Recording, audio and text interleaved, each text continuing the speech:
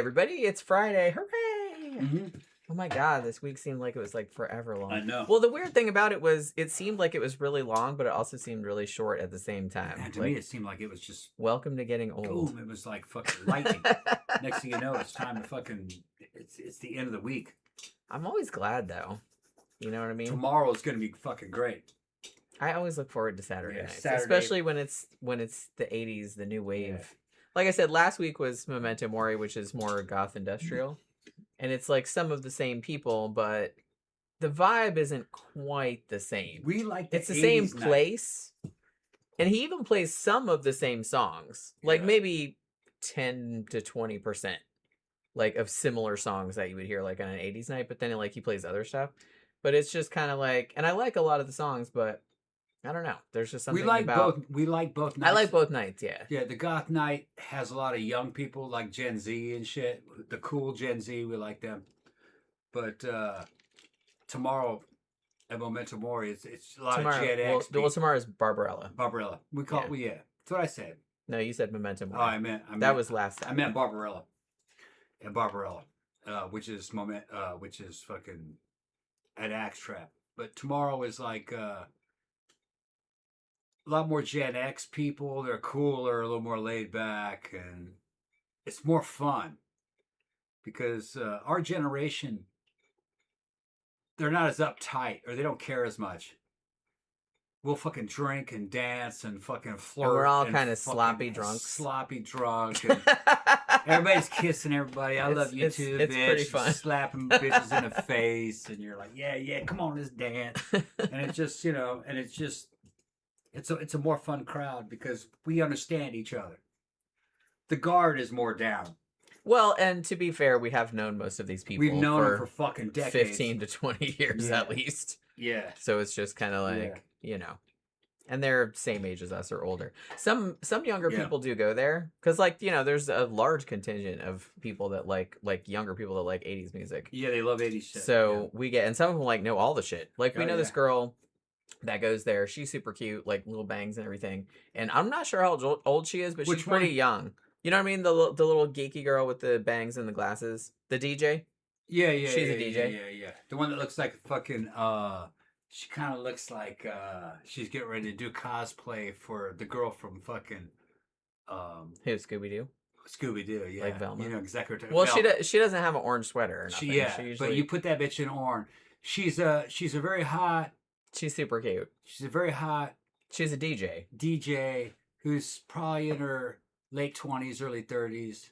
And she loves. Yeah, and she looks like Velma. And she knows all the songs. Yeah. Like even like the kind of like obscure ones and shit. She's what I would call big fine. Big fine. She's kind of full-figured, cute, and very popular. Everybody loves her. And yeah, she's super late sweet. 20s probably. And yeah, she has little bags that I was like, you put her in a Velma costume, and next thing you know, she's doing some kind of porn shoot with her. There's a whole her and Scoob, fucking or some shit like that. There's a whole kind of subgenre. I don't know if it's big enough to be a subgenre. I don't know. Velma. It's pretty big of hot Velma. Yeah. And I'm sure I haven't seen it personally, but I'm sure there's like some hot Velva, like there's some Velma on Scooby-Doo action. Yeah. You know what I mean? Yeah. I've seen a lot of the Velma stuff though. She's a Latina American. Yeah. She's Hispanic. Yeah. A Floridian type, which they've been here for hundreds of years. But yeah, she's super cool. And like I said, so we do know some people that come there every week that are younger that just like really like that music. We're like, man, I wish I was alive when this was popular because they know all of it. But it's like a lot of the people, I would say like 70% maybe are like our age, are old that grew up with the music, you know what I mean? But are still going out and still like looking relatively good and still dance their ass off and still drink their faces off. Yeah, which, you know, that's what we're all doing too. So, you know what I mean? You know? Mm-hmm. CB said, Tom and Jenny, the guy I mentioned on a past live stream who bought a sex doll that looked like a dead body. Yeah. Was arrested a few days ago for fucking dead bodies at the local mortuary. Okay. Well, I mean, not a surprise. Getting locked up. I guess. But it's like, you would think that paying all that money for a corpse-looking sex doll, which I've never seen one of those, but I was like, you just gotta put makeup on obviously, like, I assume just they gotta exist. Put makeup on it. Yeah. Because some people are into that. Yeah. So, I would think that buying that's kind of interesting because I'm always kind of thinking, well, I know that they have these kind of sex dolls of people you're generally not supposed to have sex with. Let's just put it that way. Yeah, they're too young. And and so you're kind of hoping that people that are into that will just buy the sex doll and leave the living people alone. Yeah. But evidently that is not the case. I guess they just can't. I'm online friends with a Frenchman who lives in Paris, who's a designer of these dolls. And he's also in with the Chinese, and they're doing all the animatronics and the AI to eventually make. They look really good. Yeah, and he's a great artist, and I have one of his dolls. The doll that we own is one of his. Yeah, one of his early ones. And each time he comes out with a new one, they're just better and better. And what makes them so good is that they don't look like real people. Yeah, they look like characters, like cartoon characters or something from AI. And his are very different. And we talk every now and then because we're both into art, and erotica, and we think that the future is not where you're trying to replicate a human being. You're trying to like surpass a human being, where no person could look like that, because it's more of a fantasy. Yeah, I mean, if you can, why wouldn't you? Why would you want to have a doll that looked like a person? You'd want one to look like a fantasy character. It's like, if you want a real person, just get a real person. Just get a real person. You know what I mean? And a lot of dudes who are single are not really into real women. They're into some kind of fantasy. So give them the fantasy. The proportions are all off. They're exaggerated. They look like something out of a fucking Disney cartoon or an anime character. And that's more of what they're into. Because no matter how realistic you make that doll, he's going to know that's not real. Yeah. So just go with it. Make it artificial. Yeah. And his shit sells well. We think that's really the way it will go. Well, we kind of talked about this quite a bit before we bought ours. Yeah. It's just kind of like, she looks like, I mean, she has like human skin tone and shit like that, but it's just kind of like, we didn't really want one that looked super realistic because that's kind of freaky. Yeah, because there's too much fucking because she's gonna be like hanging in the closet or like sitting in the chair, and it's like, I don't want that to look like a real person. That's gonna freak me out. What he's been doing recently is that he does faces that have asymmetrical expressions, where one eyebrow is higher than the other, one eye is a little bigger than the other, and there's an expression on it, on the face. And that's less corpse-like. If you try to make it look too real, it ends up not looking real. It looks more lifelike if it's more cartoon-like.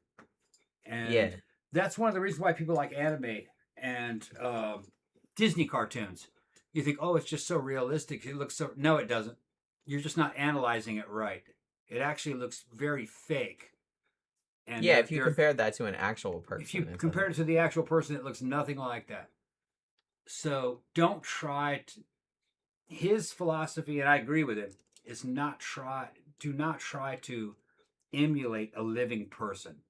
I agree. You're gonna go down a path that you want to emulate a fucking action character. A character is a lot better. Yeah, and something that doesn't look entirely... Like I said, the one we have is kind of... From far away, I guess it could kind of be like human-like, but it's not... She doesn't have proportions that look like a real person. No proportion. No human would have those proportions. No. The shoulders are too narrow, boobs too big, the waist is too small. She's overall too small for her proportions. She's slightly cartoonish. Yeah, looking. She's based on Ariel. The Little Mermaid. The Little Mermaid. That's what her face looks like. Yeah. She doesn't look like that, like, because she's bald, so you can put wigs on her. Yeah. And we have like a pink kind of wig on her, so she doesn't look like Ariel. Yeah. But that's who she was modeled off of. And he has a really good X channel on Twitter where he shows makeup tutorials of how you put makeup on these things to get them to look different. The different eyes that you can put in, different eye colors, wigs. You can only use powder though. You can't use. You have to use colored powder. You can't use like anything liquid because it'll stain. And you can take one doll. If it's made right, one of his, I think he's a genius.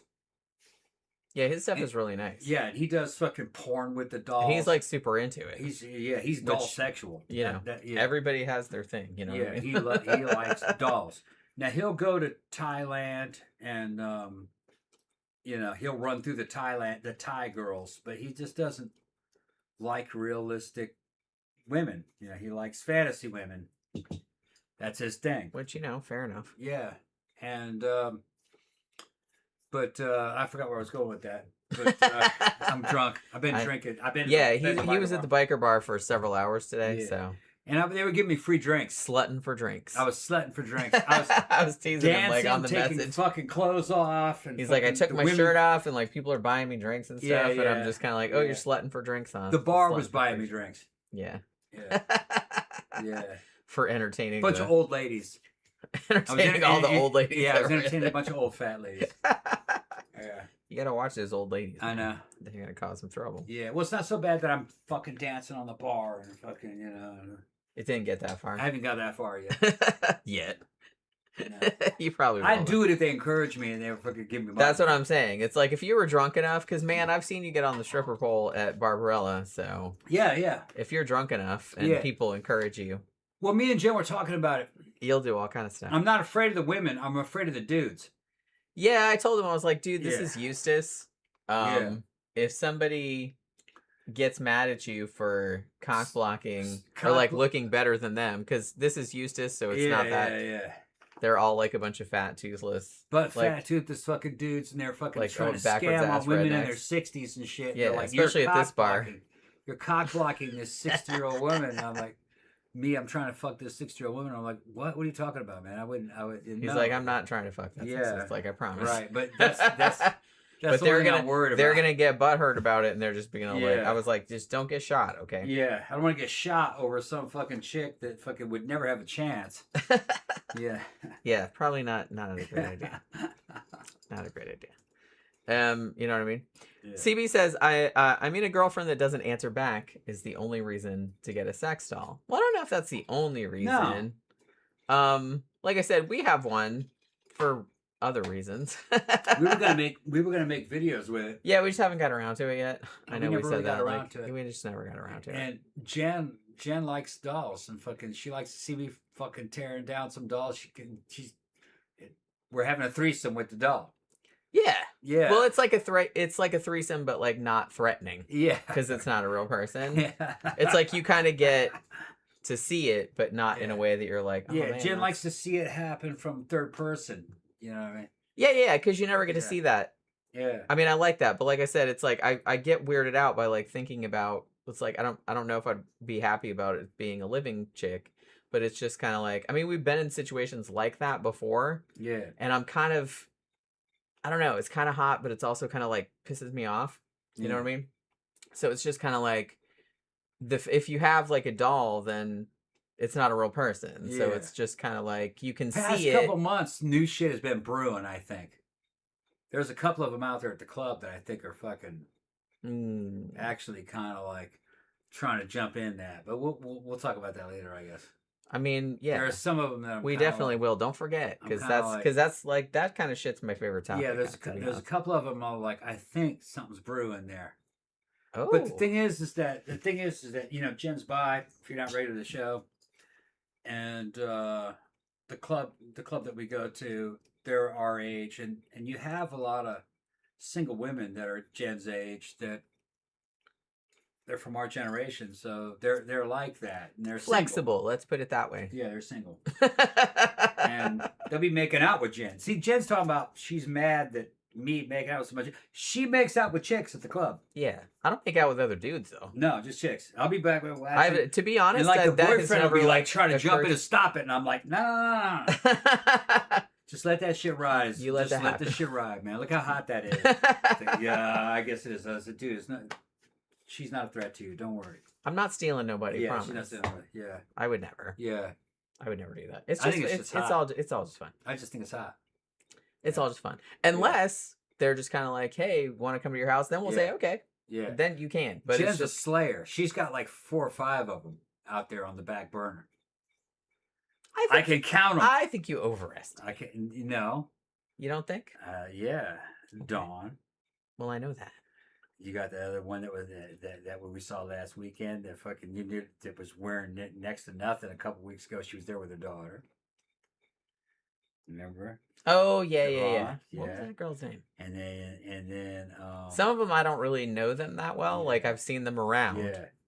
And it's like obviously it's like, you know, I've had a few drinks, it's kind of loud in there, so it's like sometimes if they tell me their name, I'm just kind of like cool, and I'm just like I didn't hear what that was. You got the nurse, Toby's friend? Yeah. All right. She's okay. She plays around. I'm trying to think, but that's 3. I'm sure there's other ones. Yeah. That one girl that shows up sometimes. Yeah. That at Abyss I thought was your ex-girlfriend. Yeah. That's the same one I was talking about. That was blonde. Okay. That was blonde. So we're still at 3. She's not blonde. No, she was blonde last week. Was she? She changed her hair. You didn't recognize her. I said, I recognize you, bitch. So you changed your hair. Oh. Like, yeah. Did I not see it? Because I thought her hair was brown. No, it was blonde. And she said, my daughter's here tonight. So we're not going to say nothing. And fucking... Shit, how drunk was I? I don't remember that. You didn't recognize her. Okay. Why didn't you say anything?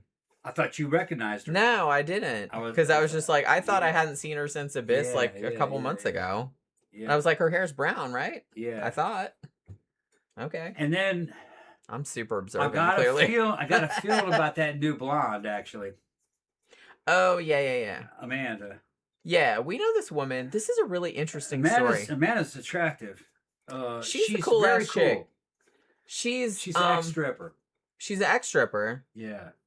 And she came to...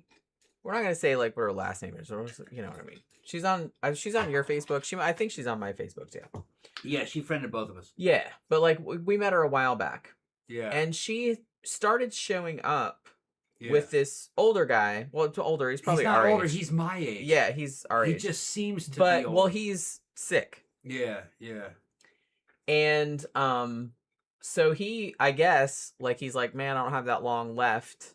I guess. Yeah, and his wife is dying. And he's just kind of like, well, I'm just gonna hire.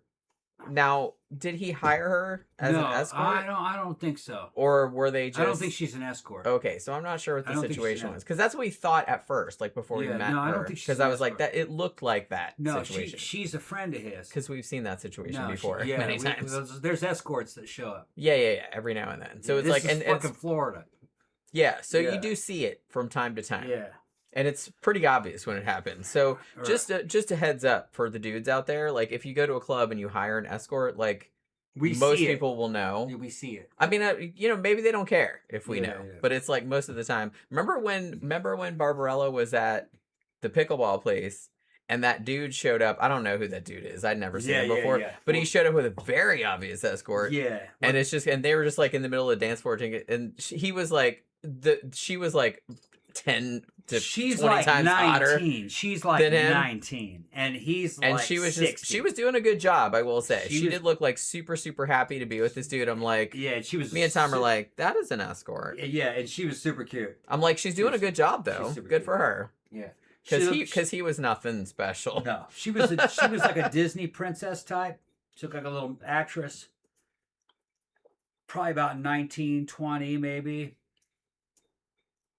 Look like a model, and he's like 60 in a fucking Ferrari. Yeah, one of those kind of dudes. One of those, yeah, he had buddy.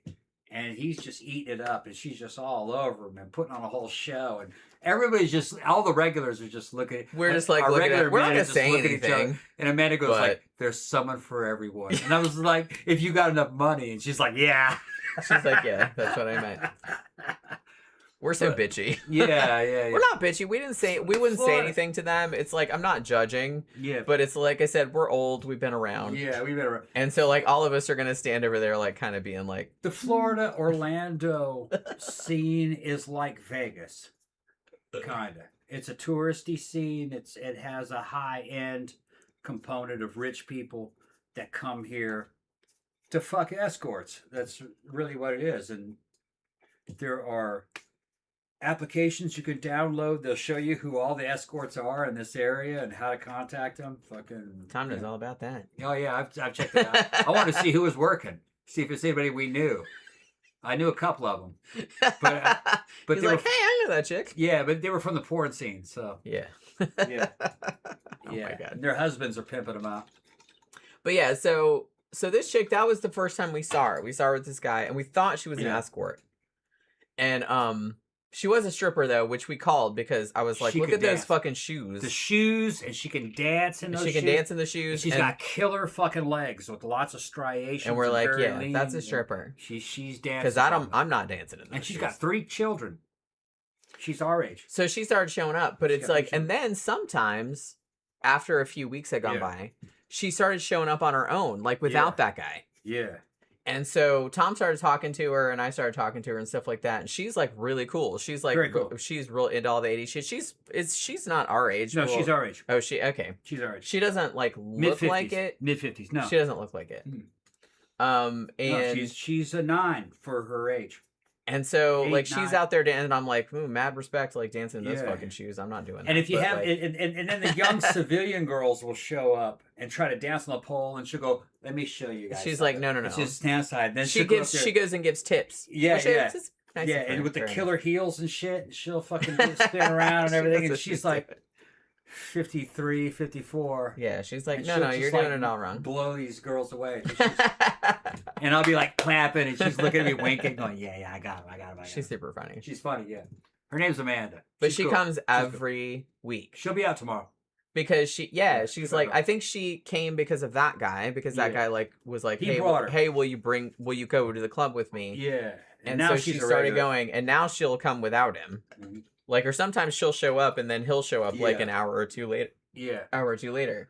Like, so she's just like, I don't know, I just really like it. So she just really got into the scene. I don't think she'd ever been here before. Yeah, I'm not gonna necessarily jump to the fucking conclusion that she's fucking that it's like a sexual thing, but she definitely is like trying to hang. Definitely, she's like you guys are great, you know. Fucking, so she just trying to be a buddy, I think, more than anything else. She's cool. Yeah. I like her. Yeah, I like her. Because me and Jen, we're pros at this.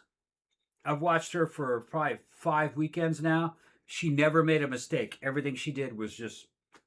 She knows what she's doing. Yeah, she never did anything fucked up. She never did anything fucked up. She never posery or anything. No, she's cool like that. Like I said, she's our generation. So yeah, she's cool. She probably did a lot of clubbing in her younger days. Yeah, he told me about her. It's not for public consumption. He told me about her. She's okay. Okay. She's okay. She had a substance problem at one time, but well, you know, happens to the best of us. I mean, yeah. But that I didn't have that, but a lot of people. Yeah. Have that. But yeah, she seems really cool and like. But it's that kind of thing. It's like, you know, so. That's the kind of people that we're. Yeah. That we're talking. Shit, about. I could show her. No, don't do that. They'd probably love it. Don't do that. Okay. But she might not. No, she'd probably love it too. She might not. You know what I mean? Don't do that. It's like, I kind of feel like we show pictures of all these people and they're like, oh man, I hope they don't know that we're showing their pictures of them. Shit.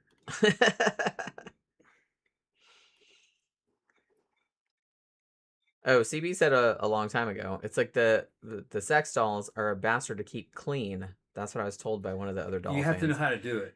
They are. Yeah, it takes a bit. Every now and then, like, even if you don't really do anything with them, like, ours is mostly just, like, hanging in the closet. She has, like, a thing, like a, thing in her head where you can put, like, a hook so you can hang her. Because if you sit them down too long, like, they get stains from fabric and shit like that. So it's better to kind of put them upright. So we kind of have her hanging from the pole, like, in the closet, like, from this hook in her head. And, every now and then, like, we don't even do it's, you know, a couple months will go by and Tom is like, you know, with the flashlight, like looking to see if Pookie went in the closet or something like that. And he's like, oh my God, this fucking doll is so dirty. It's like she has like lint and like cat hair, like all like stuck all over her. And he has to like, put her in the bathtub and like wash everything off. Yeah. Because it's like everything sticks to that. I mean, the skin is like, it feels pretty realistic, but everything sticks to that shit. It's kind of sticky. You got to keep them baby powdered, and if you have powder on them, everything falls off of them. You got to like put powder on them. It's kind of a whole thing. Yeah. You know what I mean? If they're powdered, it's a lot better. Oh my god.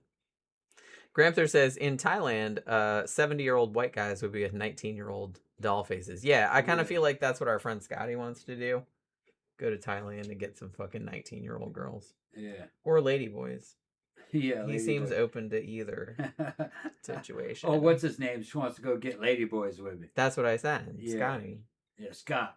He's like, we're going to go down there. We're going to get some. You're going to get me a ladyboy. I'll pick her out for you. He's like, yeah. Yeah, for some reason he wanted Tom to pick out a ladyboy. He wanted me to pick out a ladyboy in Thailand. He was going to pay for. He doesn't want to have. He doesn't have the responsibility. I was like, don't say that too much because I'm still mad at him because when that annoying ass girl was there. Yeah. That's with that couple. Yeah. I don't want to say the dude's not annoying, but she is. And Scott said to you that I had the second best ass in the club because she had the first. Yeah. And then like you told me, and Scott's like, you weren't supposed to tell her. That I was like, oh, I'm just second best? Okay, I see. That's the girl we were talking about. That's the girl we're talking about. Yeah, that's Amanda.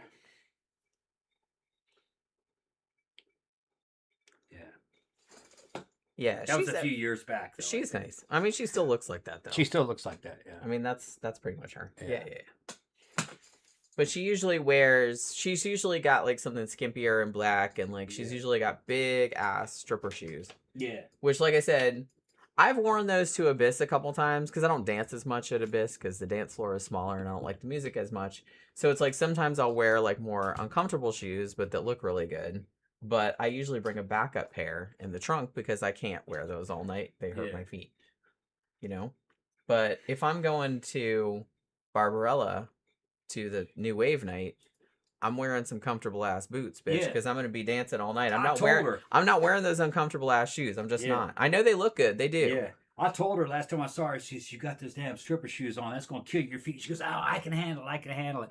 And I said, you need to do like the goth girls do. Get you some fucking big old fucking platforms. She's like, some nice comfy platforms with some nice gel inserts in those bitches. She's like, I'm going to get it. I'm gonna get it, but I got to save up. That's what she said. Because, like I said, you can tell who's like a regular and who's like planning on dancing. Because they all either have just like flat, like platform boots on, or they just have like little black flat shoes.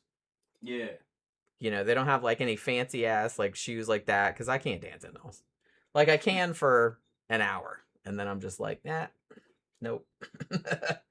Gonna go change shoes. It's hilarious that I have to like bring another pair of shoes. 8 o'clock.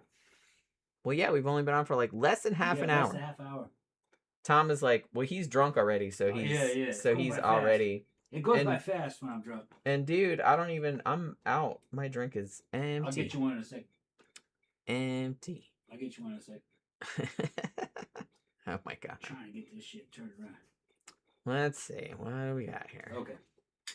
All right. I thought I saw something up here that I had to. American Military says, oh, I didn't even see this. Here's another potential topic for your weekly polls. The Denver Hammer Killer, who was active in 1984. I have never heard of that. So I'm going to write that down. I was just thinking today because I heard about some shit today, like a family murder that happened in Celebration, Florida. And I had never heard of it before. I saw it on some random ass like Reddit thread or something like that where everybody was talking about like creepy Florida towns or something. And I was like, how did I never hear of that? I don't know. So I was doing, so I was looking through all the poll topics to put up a poll for, the one for Wednesday has already gone up. They usually go up Friday at 10 a.m. at Eastern time. But sometimes I'll do them a week or two ahead if I have like ideas. So that was one that I put up that'll go up next Friday. But now I'm going to look that up. Denver Hammer Killer.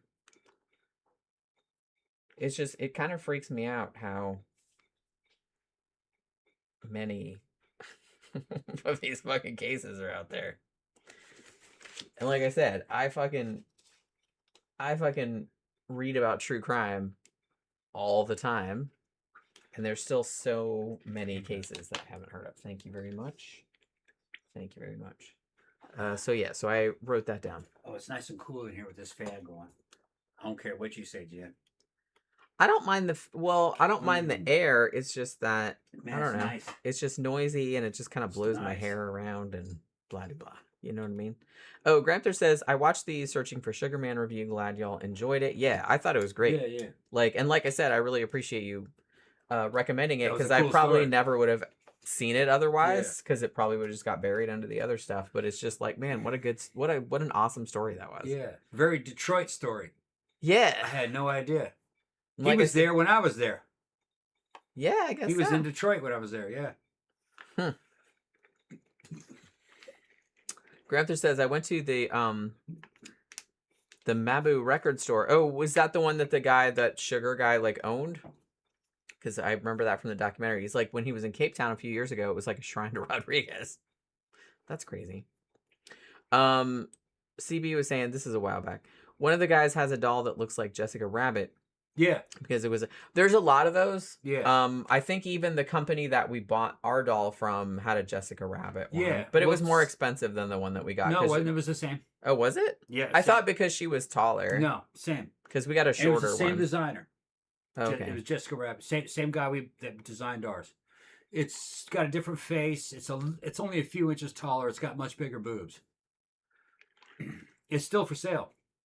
Is it? It's just called Jessica. It doesn't say Jessica Yeah, Rabbit. You can't say do the actual character, but you can sort of kind of model the face off of her, but like there's ways to like skirt the copyright, I guess. Yeah.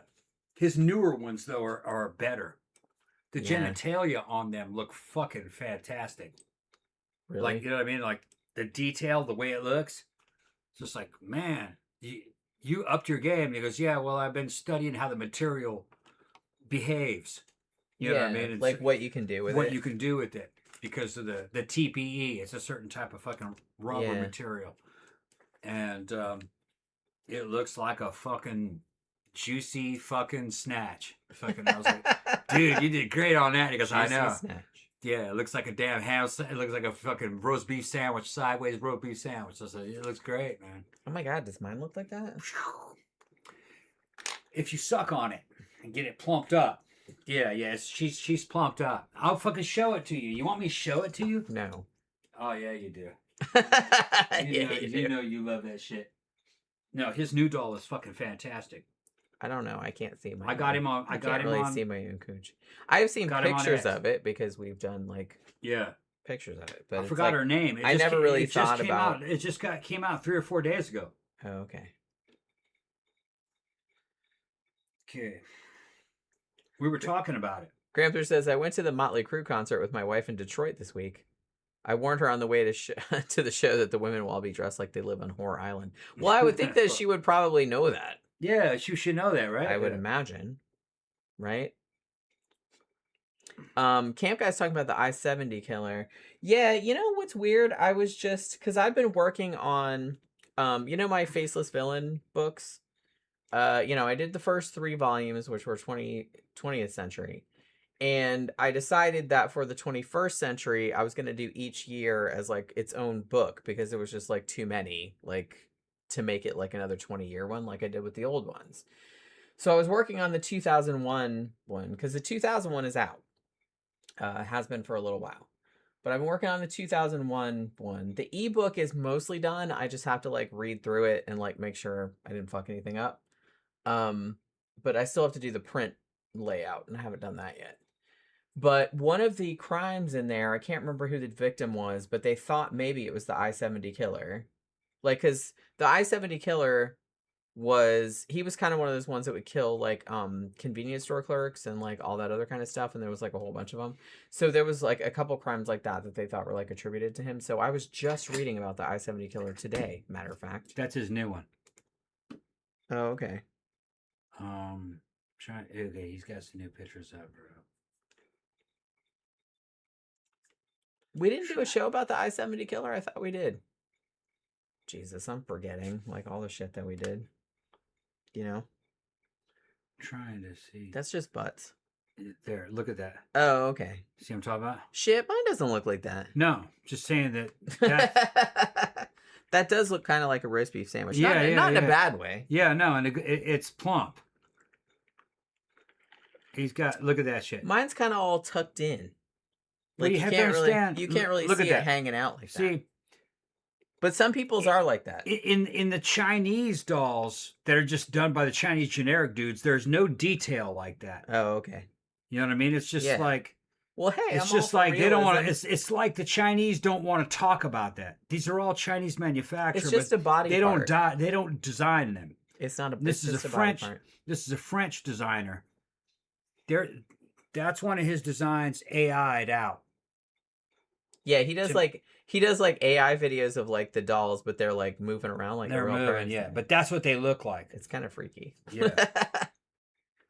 You know what I mean? Yeah. But like I said, I know that some of them do look like that. Yeah. Mine doesn't look like that. Trying to get one where I can show it. Probably and not get in trouble for showing it. Yeah, that's not quite nudity. That's his new one. But they're kind of cartoon-like. Yeah. John Gore says, I'd prefer Holly from Cool World. Oh, there's got to be one of that. Does anybody remember Cool World? Yeah. I feel like that movie was kind of like, it was a big deal for like a minute, like when it came out, and then everyone kind of forgot about it. You know what I mean? Yeah. I think I saw it, but I don't really remember it being, was it good? I don't really remember it being good. I remember it not making an impression one way or the other. You know?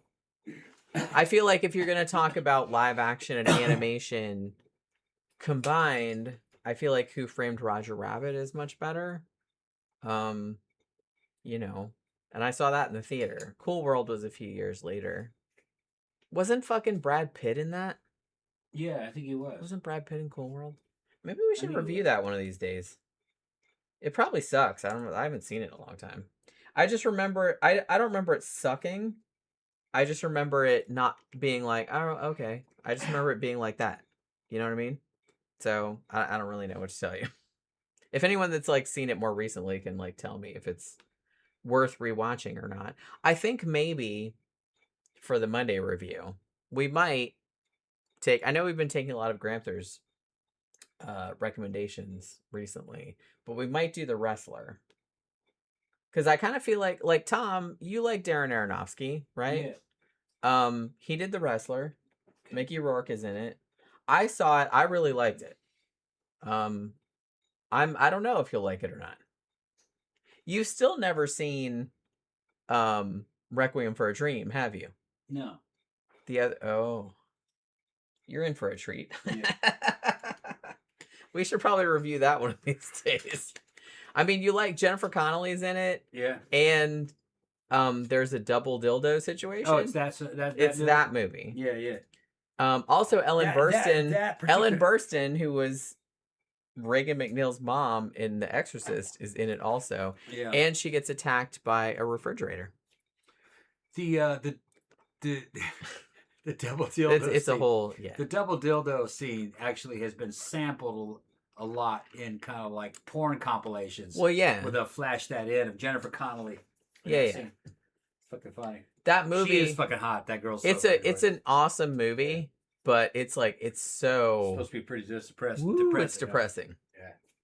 I don't know. I kind of dug it though. Yeah. I kind of dug it, but you know, I'd be curious as to what you thought about it, since you've never seen it. Let me try some of this gum.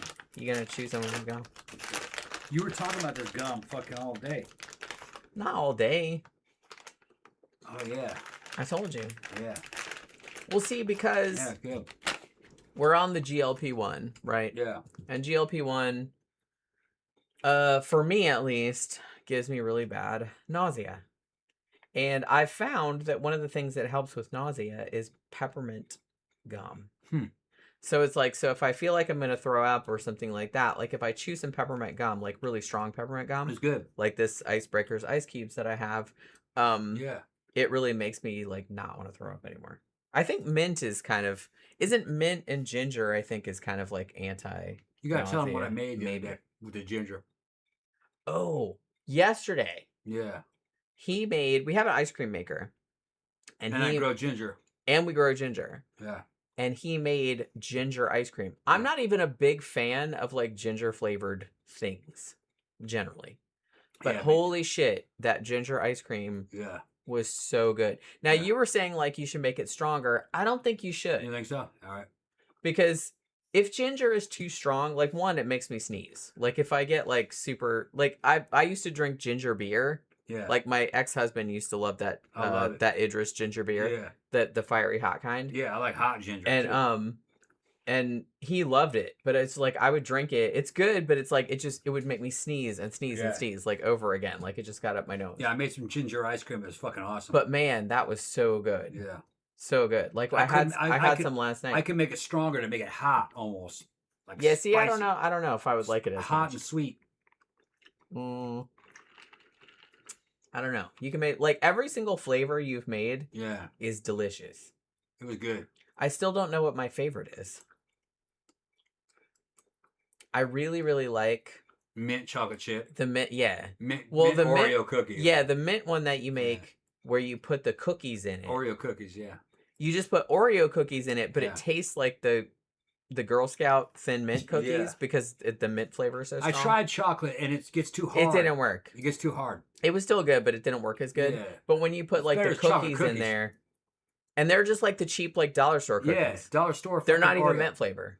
Oh. But the mint flavor in the ice cream is so strong that it infuses the cookies, so it kind of the cookie bits taste like thin mints, even though they're not thin mints. I just busted up generic Oreo cookies. Yeah, yeah. So and it's really good. Yeah, that's good. Your coffee one is good. Yeah, that peach one you made is good. Yeah, man, all of them are good. You make a lemon one that is coffee with the caramel and trail mix. Oh yeah, that one's good too. Yeah, and you made a lemon one that was delicious. lemon ice cream. We don't make ice cream every day. He probably only like every couple of weeks. Like he'll make one.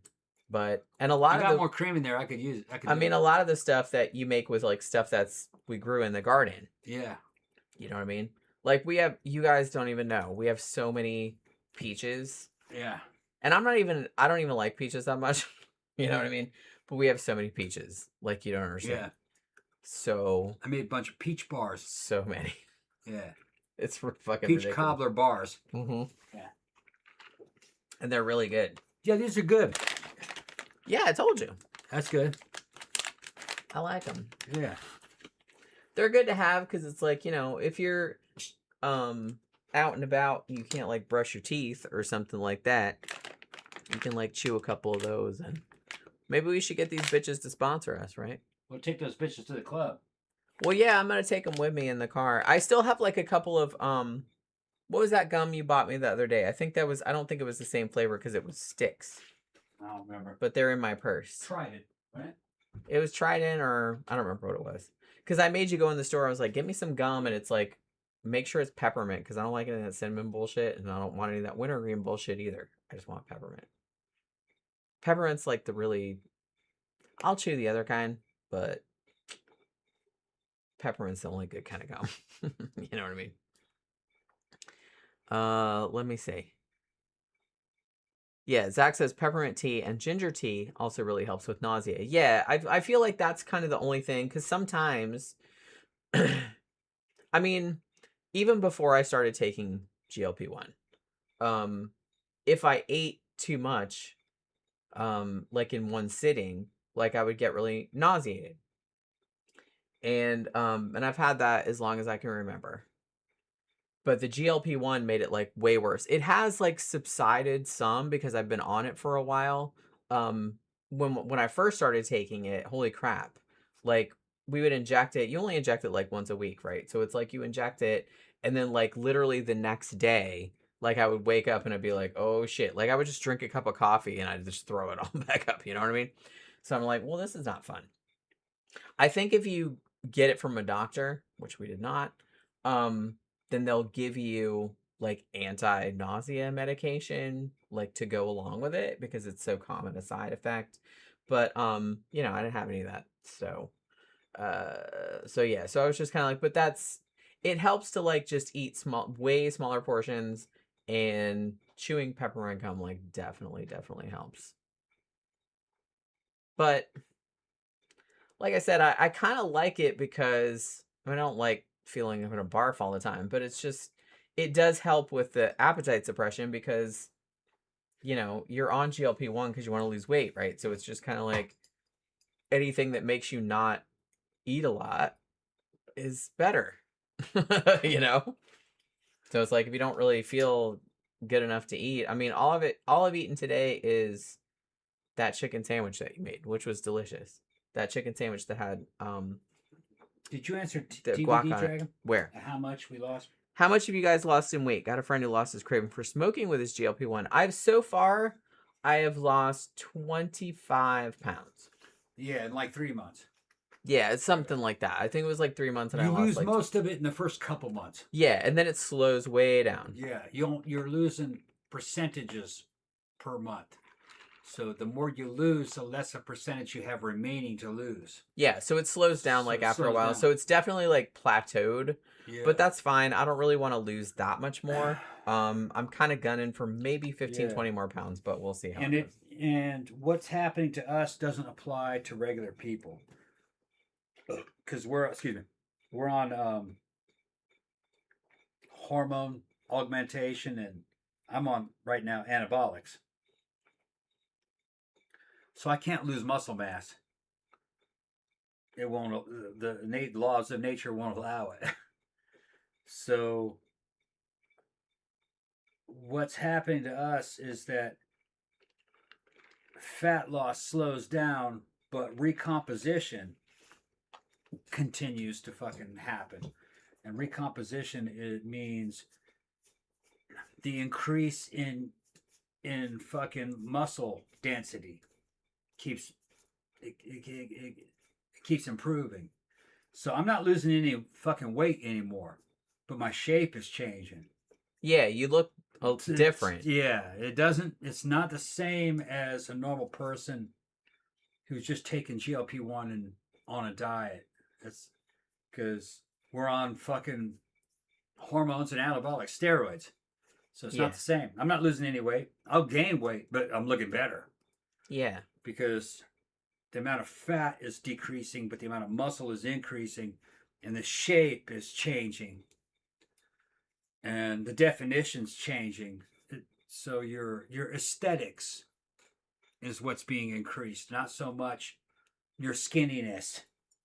Yeah. Although it's not the same. Well, I'm happy about it because all of the 25 pounds, pretty much from at least what I could see, like all of the 25 pounds that I lost, like almost all of it came out of my midsection, which is exactly where I wanted the weight to come off. I didn't want it to come off my butt or my boobs or anything like that. So I wanted those to stay the way they were. Just midsection. I just wanted midsection. I wanted my waist to be smaller.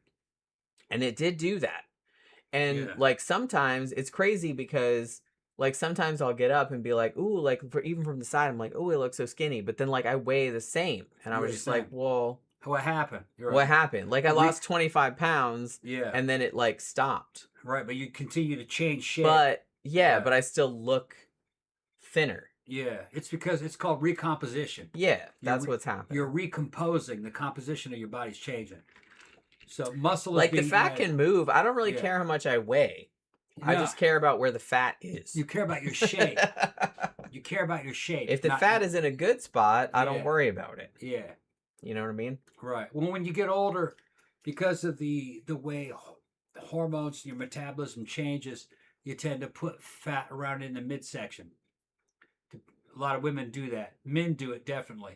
But some women, depending on their genetics, it goes to the midsection. Yeah, and me, if I have that big time. Yeah, Scots-Irish women or sucks. Ulster Scots type American women, it goes around to their waist. Like a Mexican girl. Mexicans they have the same genetics, right around the waist. Yep. Other ethnic groups will go to the ass.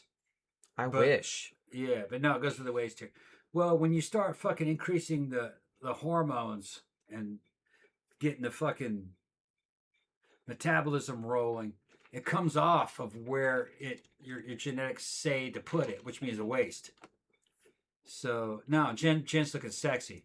Yeah, like today I was like, I can feel my rib cage. Yeah, and her boobs look a lot bigger because I lost a bunch of weight around the middle section, so, under my boobs. So here, if you turn sideways, so the boobs didn't get bigger. Stand up a little bit. Wait, I got to raise up. So what's happened is like there's a shelf here now. There's a shelf. So she's boom like that. Yeah, because before it was just kind of like there was some fat here. Yeah. So the boobs didn't look as big. Just kind of looks like. And I had a girl. Well, I had that annoying girl. Yeah. Asked me a couple weeks ago, "Did you get a boob job?" And I which said, annoying girl? Which annoying girl? The one that got kicked out. Yeah. Oh, that was a long time ago. Yeah. No. It was just a couple weeks ago. They came back. Remember? Oh, she came back and asked you that? That girl. Yeah.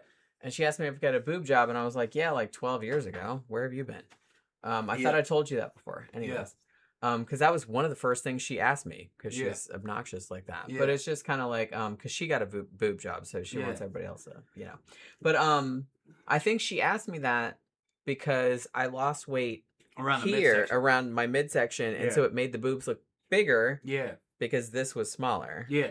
Jen will walk out of the bedroom and I'll see that profile and I'm like, God damn. And I'll say how they just like stick. It's like, God damn. Yeah. Like I said, I was like, ooh, I can feel my rib cage now. Yeah. Because like I said, for a long time, it's like when I was younger, all the weight would congregate in my midsection and my thighs.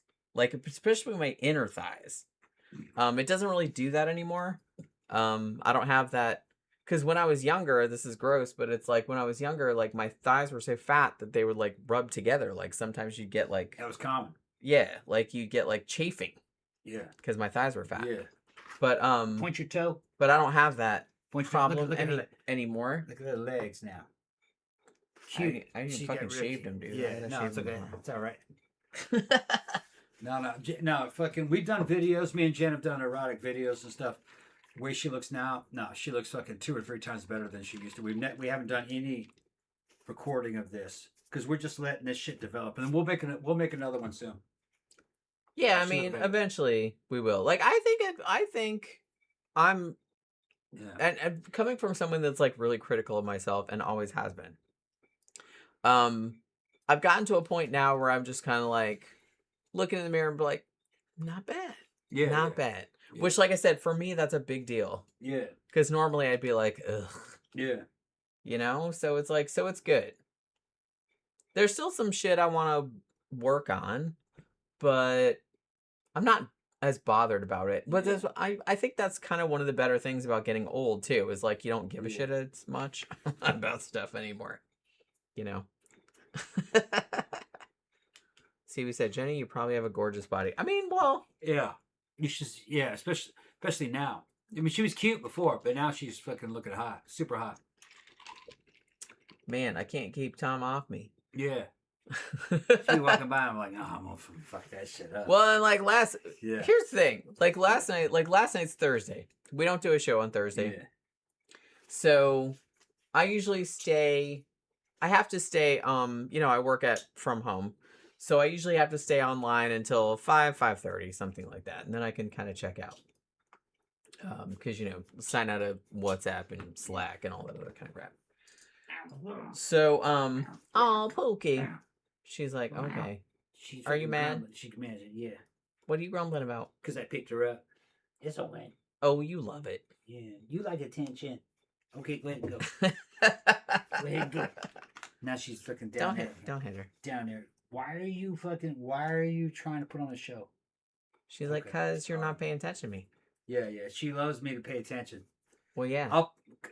I fucking take my shirt off before I go to bed, and I'll lay that shit on the foot of the bed. She'll go get on top of my shirt and start kicking it. She goes, kick. It's so funny. She loves my should shirts. Film it sometime. Yeah, she loves my shirts. He'll take his shirt off at the end of the night, before he goes to take a shower, and he'll lay it on the end of the bed. And she jumps up and she's like, moo. Yeah. And she gets on the shirt, like with her back legs, like a bunny.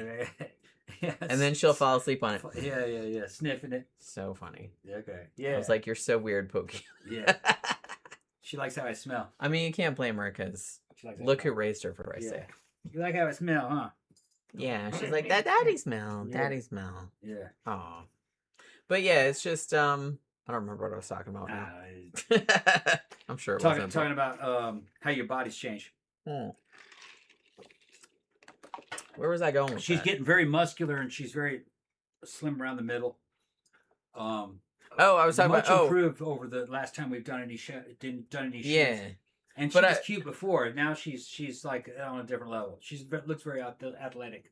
It's like, to me, I don't really see a huge difference. I do see like some difference, but other people notice, like, for sure. Like when I go out, when it happens to you, you don't notice it that much. No, like I don't ever notice it. I see it because I'm not super. Yeah.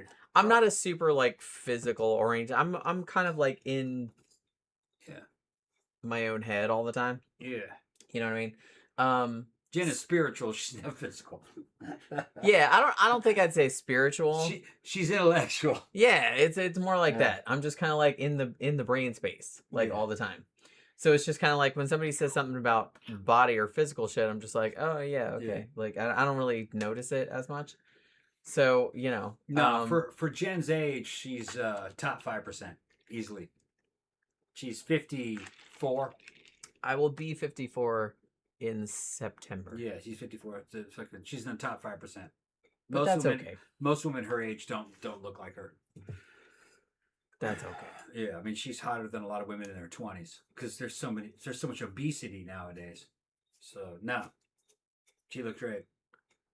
Yeah, and you know what's kind of cool is that, as much as some people like to cast aspersions on women for being catty or something like that, like, man, you go in a club bathroom and some chick sees you, they will talk you up all day. Bitch, you look amazing. Yeah. Bitch, you look amazing. Fucking all that kind of stuff. And it's funny, it's not just me. Like, I see other people online saying it's like there is no more supportive environment than the ladies' bathroom at a nightclub. Yeah. Because you go in there to pee and like you come out and you're kind of fixing your makeup or whatever, making sure you're not shiny or whatever. That's what I'm doing. But it's like other chicks would be just like, man, you look so good. Like, your boobs look so good, or like that dress looks so awesome, or whatever. Like, they're very, very supportive. Like chicks I don't even know. Yeah. I've never seen them before. Jen's a slayer. Jen's a slayer. She fucking amazes me. We'll be fucking dancing and shit and having a good time, and I'll turn around and she'll be dancing with some chick and they're fucking making out and shit and looking at me and everything. I'm like, you guys are so fucking awesome. And then the boyfriend tries to break it up, like, no. I'll try to pull him back. Boys get mad. Just enjoy, bro. This is like some shit out of a movie. He's like, yeah, I guess you're right. Just let it be. Let those girls dance. I'm not gonna take your girlfriend. Let the girls dance. Fucking yeah, let them dance. It's all right. Don't be mad because your girlfriend's hot. It's like I kind of feel like you should like that. Yeah. Right. Fucking right. You and Hershey dancing. I had to stop him. Oh. Mark, right? Did he get mad? For a second. And I was like, no, just let it be. And he went, oh, yeah. But he was on trend. Oh. And then he was like, yeah. Just let it go. That's right. Just let it go. Yeah, just let it go. I forgot, because he gave you something. Just let him have fun. Yeah. These two. You and Hershey were fucking cute out there. Yeah. Hershey's another one of our new friends. Yeah, she's dating a friend of ours. Yeah. We've known this dude for a while. He's a guitar player, and he's fucking on. He's on test and fucking. He's our age, trying to lose all his weight. Slightly older, and like he got him and Tom kind of started talking. That's because my boy. Yeah. He wanted to. He's like, man, I really need it, because he was, he's a tall dude, but he was kind of looked older. He was almost 300 pounds. Yeah, and he was like super overweight, and he was like, man, I need to. But he was big. Fix it. He's big though. He's not. Yeah, he's super tall. He's a big fucker. Yeah, he's 6'3", 6'4", or something. He got a lot of muscle on him. Yeah, he just needs to lose a little bit of fat. So him and Tom like kind of started talking about because he's like, man, it's like I got to do something about this. Let's say I don't have a girlfriend. It's like I need to get back in shape, whatever. Yeah. And so they started talking about hormones and whatnot. Yeah. And so, I kind of feel like we got a lot closer. And then a couple weeks back I think it was at Abyss, right? Yeah. And he introduced us to this girl who is our age, but you would never know. Like, she does, she looks real young. We call her Hershey. That's her last name. Yeah, that's her. Yeah. her last name is actually Hershey, like the chocolate. Yeah. And so that's what we call her. But and she's super cool. Like she was when I first met her, I was just kind of like, man, this chick is like what? Crazy. Yeah. Well, she was super drunk. Yeah. She likes to drink though. Yeah. Which okay, I like to drink too. That's her. That's Hershey. Yeah. Yeah. And she's a good time. Yeah. she's a good fucking time. Hilarious. She is fun. Super, super funny. Yeah, she's fun. Yeah. Yeah, that's our buddy. And isn't she like some kind of healthcare professional? Yeah, she's in the medical industry. Yeah. She's a nurse or something. Yeah. And so the two of them like started going out, and she was telling me, it's like, oh man, I really like him. Like they knew each other like back in the day, and I'm like, oh man, that's so cool. Yeah, they've known each other for a long time. And all this other stuff. So they started coming out like every weekend, and holy crap, like she gets like super fucked up like every weekend, but like in a really fun way. That's him. That's it. Yeah. Look at those two. Oh. Yeah, he's my age, but he's getting in pretty good shape, and he's big. He's like fucking 6'3". But he started trying. He's got a lot of fucking muscle on him, but he's just got fat on him too. We got to get it off there. It's not that bad. He's lost quite a bit. He has actually. Yeah. He's lost quite a bit. I mean, he's very tall. Yeah, and he's a great guitar player. Yeah. Yeah. And he's super nice. I always really liked him, but like, I mean, mad respect, because I kind of feel like a lot of dudes that age would just kind of give up. Yeah. And he was just kind of like, no, he's like, man, no, I'm gonna fix it. And he did. Well, he met me. He was talking to me. Yeah, we're the same age. He goes, I'm gonna do what you're doing. So, all right. And it seemed like almost immediately, like he got a girlfriend. Yeah, and I said, I'll show you how to do it. I'll show you how I do it. Who is super awesome. Yeah, and he's doing it. And like I said, they're about the same age. She's maybe same age as us. Yeah, she's our age, 50s. But like I said, you would really never know. Yeah. And man, she loves the shit out of him. Yeah. That's what he looked like at the beginning. He was pretty heavy. He looks a lot better now. He's lost a lot of weight. Yeah. Yeah, these are just old pictures of him. He's cool dude. Very cool. Yeah, he is really cool. Like, we talk to them on Messenger sometimes, like audio. But, yeah, some of the shit that he bought had Trent in it. Yeah, and I was like, dude, that's got Trent in there. And we were trying to... And it was funny because... He's like, what's that mean? Last week or the week before... Yeah. Hershey, his girlfriend, was like telling us, it's like, why is he acting so weird? And it's like, and we were explaining. I was trying to explain it to him. And so she took it away from him. So you know what I mean? Yeah. I'm like, don't let him do that shit. Like, for real. Like, trust me. So yeah, we talked to them a lot about that kind of stuff. Yeah. Gramther says nurses can drink like sailors. Who can blame them? Oh, we have crazy. Yeah. We have a friend. Yeah. Charisse, yeah, she's cutie too. Who is a nurse. Yeah. She's also our age, and she's been a nurse for I don't even know how long. Yeah. But man, she comes out pretty much every Saturday. Yeah. She's is wild, bro. We love she's pretty wild. She's hilarious, man. She's pretty wild. Yeah. Like I said, she's old. Like, she's old. Like, all right. She's got, like, grown-ass kids. She's got grown-ass kids. Shit like that. Money. And she's sexy. And she's super cool. And, man, she loves, like, she loves that shit. She comes pretty much every week. Unless she has to work or something. But I don't think she was there last week, actually. But that was Mementos. That's different. That's Charisse. Yeah. And that's exactly how she looks. Yeah, she looks exactly like that. Man, I gotta pee. Try to find yeah. There's Charisse. Yeah, that's right. She can fucking dance her ass off too. She's a little bitty. Yeah, she's a tiny woman. Maybe 5 feet tall. Maybe. And skinny. Yeah, she's a very, very tiny person. And I was like, if I get sick, I'll go to the hospital. You gotta take care of me. She goes, oh hell yeah. So you could be all over this. She goes, oh yeah, hell yeah. Yeah. And I said, what about? She works with Toby, my other daddy boy. They work together. They work together. They hang out together all the time. Yeah. Fucking pervy ass fucking. Go ahead. Pervy ass fucking medical people. No, they're all cool. They're not pervy. They're just fun. Fun, and they know how to talk. Good good. There were some videos of Charisse dancing. When you see Charisse dance, you understand more. Let's see if I can pull something up from her. Because I got her on Facebook, or not on Facebook, on Instagram. And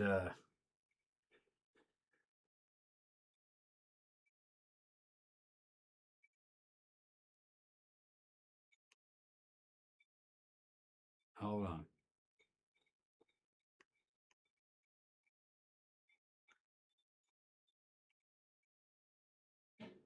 I thought I had her.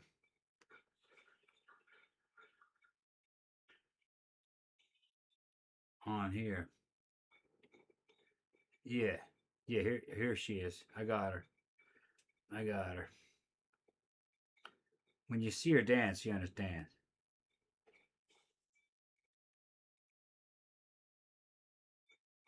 This is the club we go to. She took this. We'll see if she jumps out. It's still light out. Is it light out still? Yeah. We're trying to find a picture of Charisse dancing. I went in there in the bathroom and like there was still like sunlight coming in the window and I was like kind of freaked out. Ooh. Where is a video of fucking Charisse dancing?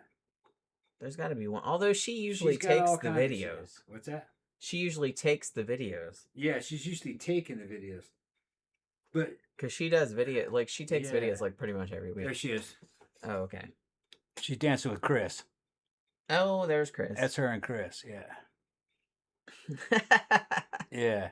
That looks like Abyss, though. Is it? No. Oh no. Okay. It looked like it was up on a stage. Yeah. I guess not. Yeah. There she is. I haven't seen Chris in several weeks. Yeah, Chris decided he wasn't going to come out. Yeah, I don't know what his girlfriend's mad about that. I can see that. There's Charisse.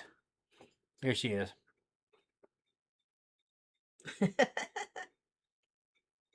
Oh, and Toby had his white outfit on. Yeah, Toby is all white. That looks like the pickleball place. I think it is. It's the old pickleball. pickleball. The pickleball place. Yeah. Because those, I recognize those. Yeah. Those things. Yeah. That's not the new place. That's the old place. Those two are awesome. Like I said, they hang out together like all the time. Yeah. They're buddies. They work together. Well, like they work together. He's a nurse too, so. Yeah. They work at the same hospital. Yeah. Well, hold on. There was some chick that fucking jumped. Wait, do we know who that is? No. There's Charisse at her house. With the same head on. Yeah.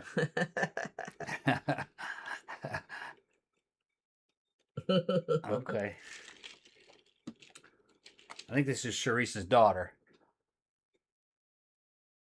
Hasn't she brought her a couple times? Yeah, Charisse and her daughter are like the same size. In Walmart. At Walmart. Yeah. Well, that's funny.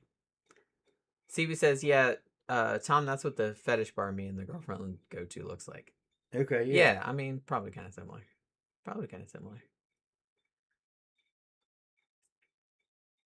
That fan.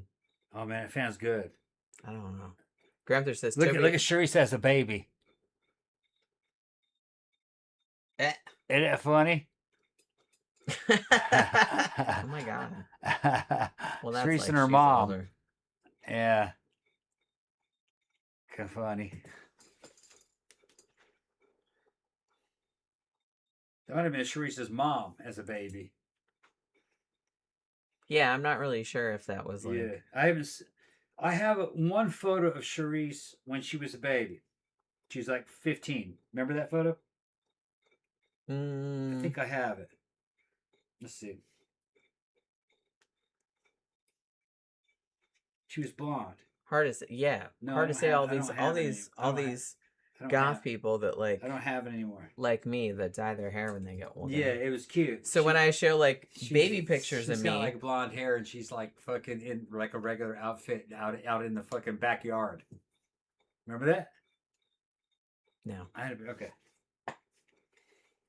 I don't have any picture. Well, I started looking not normal when I was probably about 12 or 13.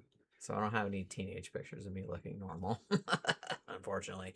I did actually have my regular colored hair, which is red. I'm actually a redhead, but I started dyeing my hair.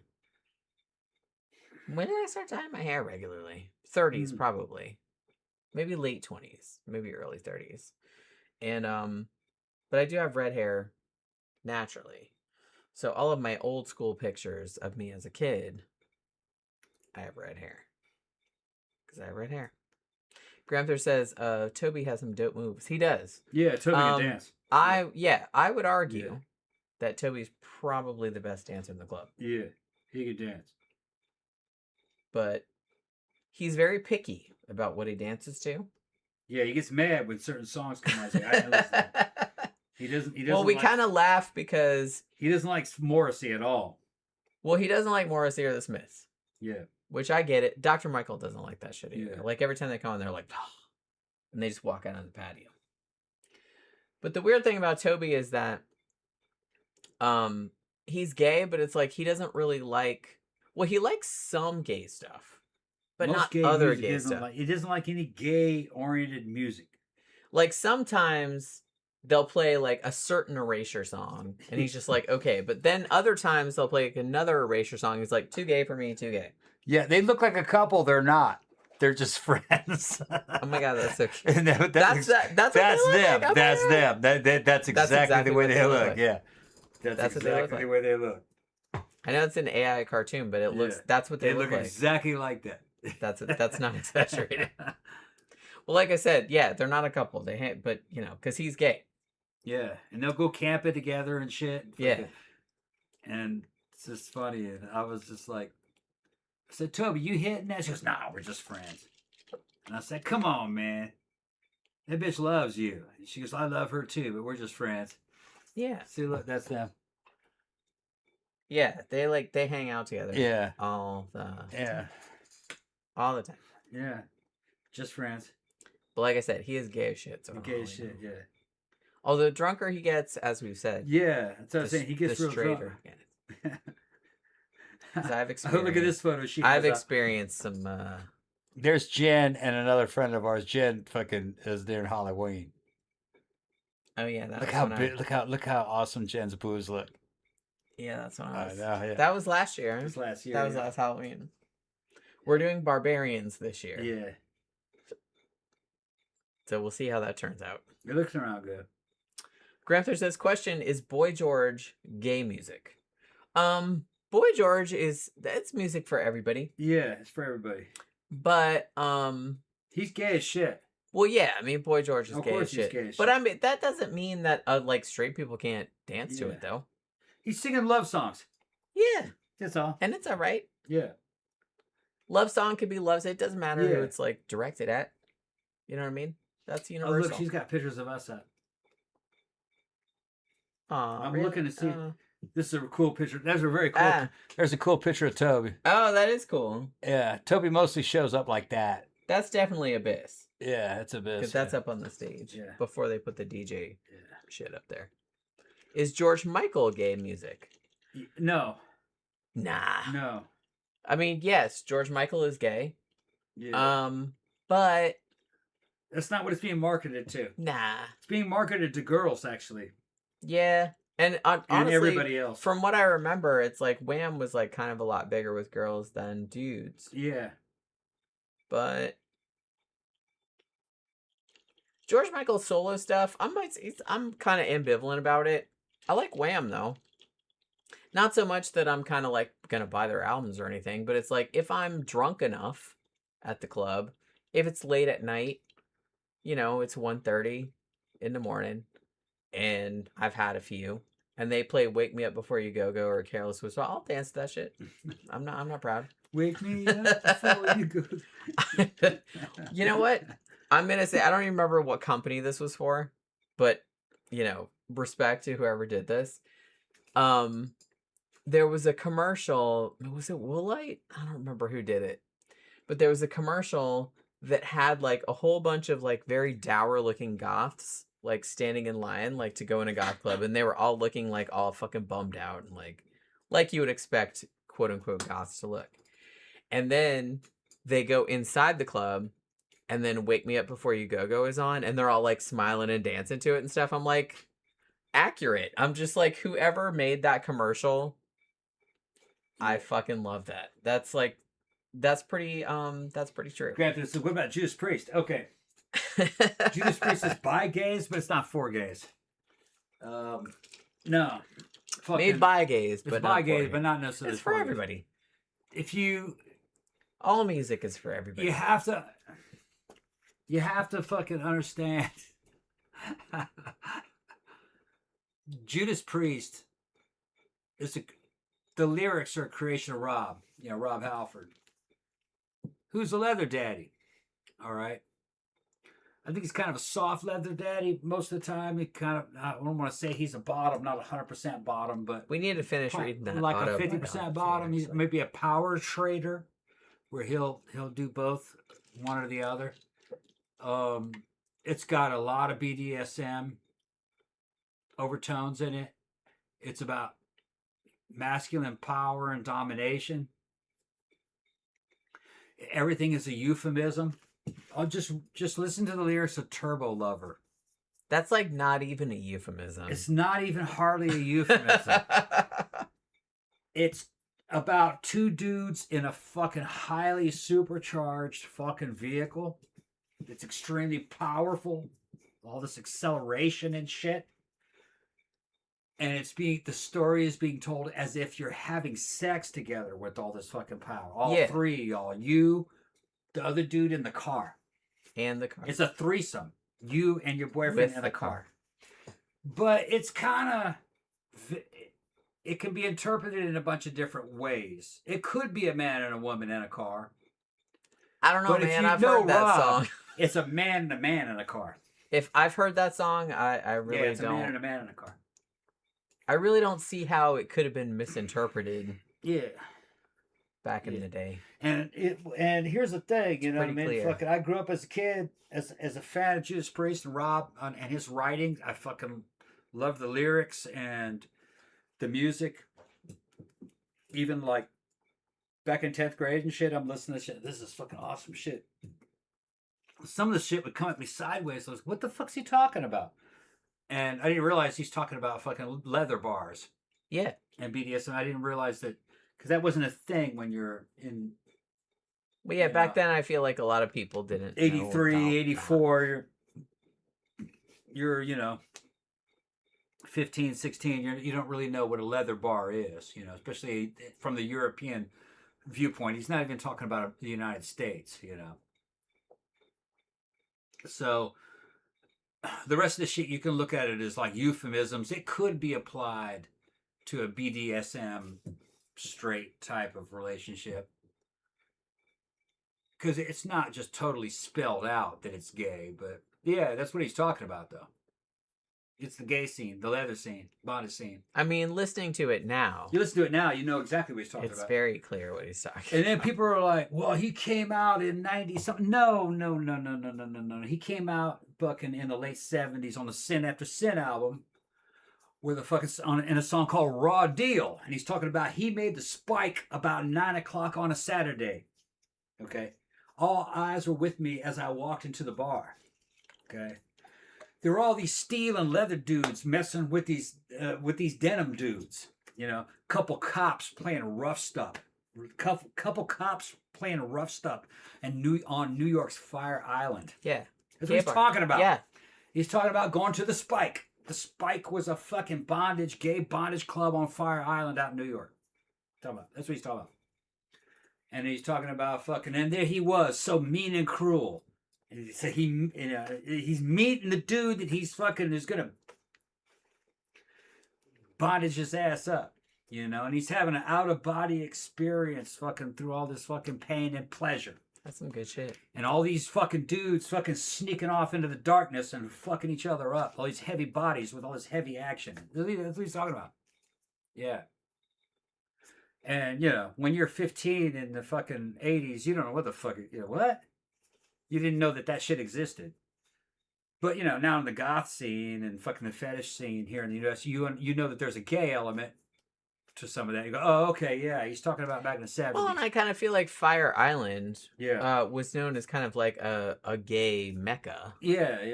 For, I mean, since the 80s, I kind of remember hearing about that. So, no, Rob came out in the 70s. The people didn't know what he was talking about. You just didn't know what he was talking about. Yeah. It was a soft come out. Yeah. And on that same album is fucking Dissident Aggressor, one of the very first fucking thrash metal songs. You know what I mean? He was a metal innovator. That whole band was fucking great. Excellent band. And Rob was a very intelligent guy, and he was different, you know, and he grew up liking power and fucking strength and masculinity and dudes, and he was sexualizing that, and that's what he was into. So it wasn't like the stereotype of what a gay man was for the 70s. The stereotype of a gay man was like effeminate but a lot of them are not like that. But that's not what it was. No, it was power, about power and domination. People only who's understood more man than you, and you're my bitch. It's almost a prison thing. Yeah, if you're talking about fucking Mad Max, the fucking dude Wes from Mad Max with the dude on a chain and shit on the motorcycle. Yeah. That's what they're talking about. If you didn't know any gay men for real in the 70s or 80s, then you would think that all these gay men are like these effeminate like interior designers or whatever the fuck. But it's just because whatever was portrayed in media. But there's a whole ass broad spectrum, just like there is with everything else. And I gotta tell you, if I was gay, I'd be that. That's so I can be like, I understand what you're talking about. Yeah, you understand. I'm not like that with other dudes, but But you get. I understand that fucking that energy. Yeah. Granthers is asking like, what is gay music? How about Queen or Rammstein? No, Rammstein's not gay. I never felt like. And I'm gonna say the Queen isn't gay because I never really perceived him that way. I know Freddie's gay, but it's just kind of like. But he's not playing to a gay audience. He's playing to a straight audience and himself. If you like it, then it's for you. But no, Freddie was the shit. I kind of feel like that's a good way of looking at any media. If you like it, then it's for you. Yeah. And he don't even think any more about it. And he liked fucking with societal norms. He would go in drag. The whole band would go in drag, but they were trolling you. Yeah, they weren't all gay. Just Freddie was. Yeah, but they were like, let's fuck with these people's minds and get. Well, it was so easy back then. Yeah. If Freddie actually wasn't gay. I would say Freddie was bisexual because he liked women. He did, but he was into dudes. Too. Well, I think he was bisexual, but more towards dudes.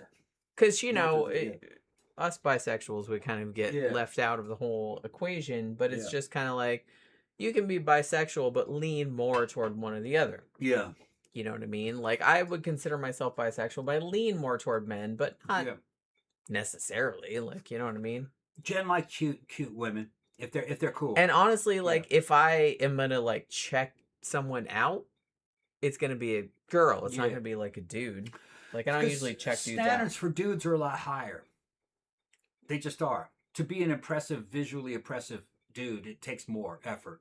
Women tend to just be genetically they look good. We look better just normally. They don't even have to work out. I was reading a thread about this where someone was asking, and I think this is like a good question. They're like, well, are they just generally just more attractive in general? I would say than dudes. And is that why like so many dudes are crying and stuff like that? But it's just kind of like I feel like women are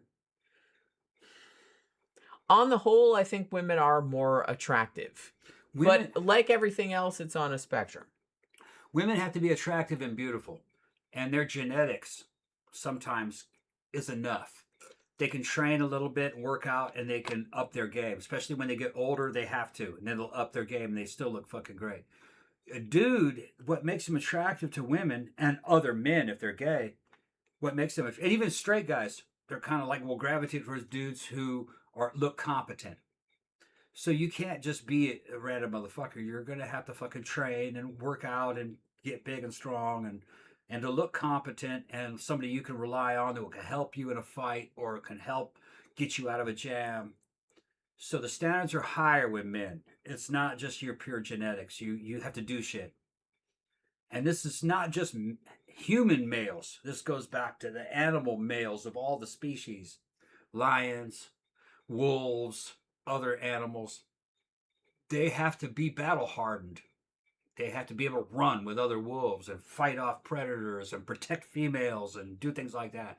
Make money and bring home meat. And so that's just not on your genetics. It's also your experience and your work and your training. And that's what gives you status. And women like status. But the status is part of also what you've done when there's a physical component to it. Unless you're talking about arts and entertainment. Dudes from Duran Duran were not super physically fit, but they were physically attractive because they were making music and they were making a lot of money. They had great clothes. They didn't get fat. They had good hair. All right. So it's a different game. Like I said, I think it all comes down to a single word, which is effort. Effort. Yeah, effort. That's a good way to put it. Effort. To be an attractive male, you have to have high effort. You have to have made some kind of effort. Some kind of effort. In whatever you have chosen to do. Women can kind of sit back on their jeans if they're fucking pretty and just stand I can't, but like, you know.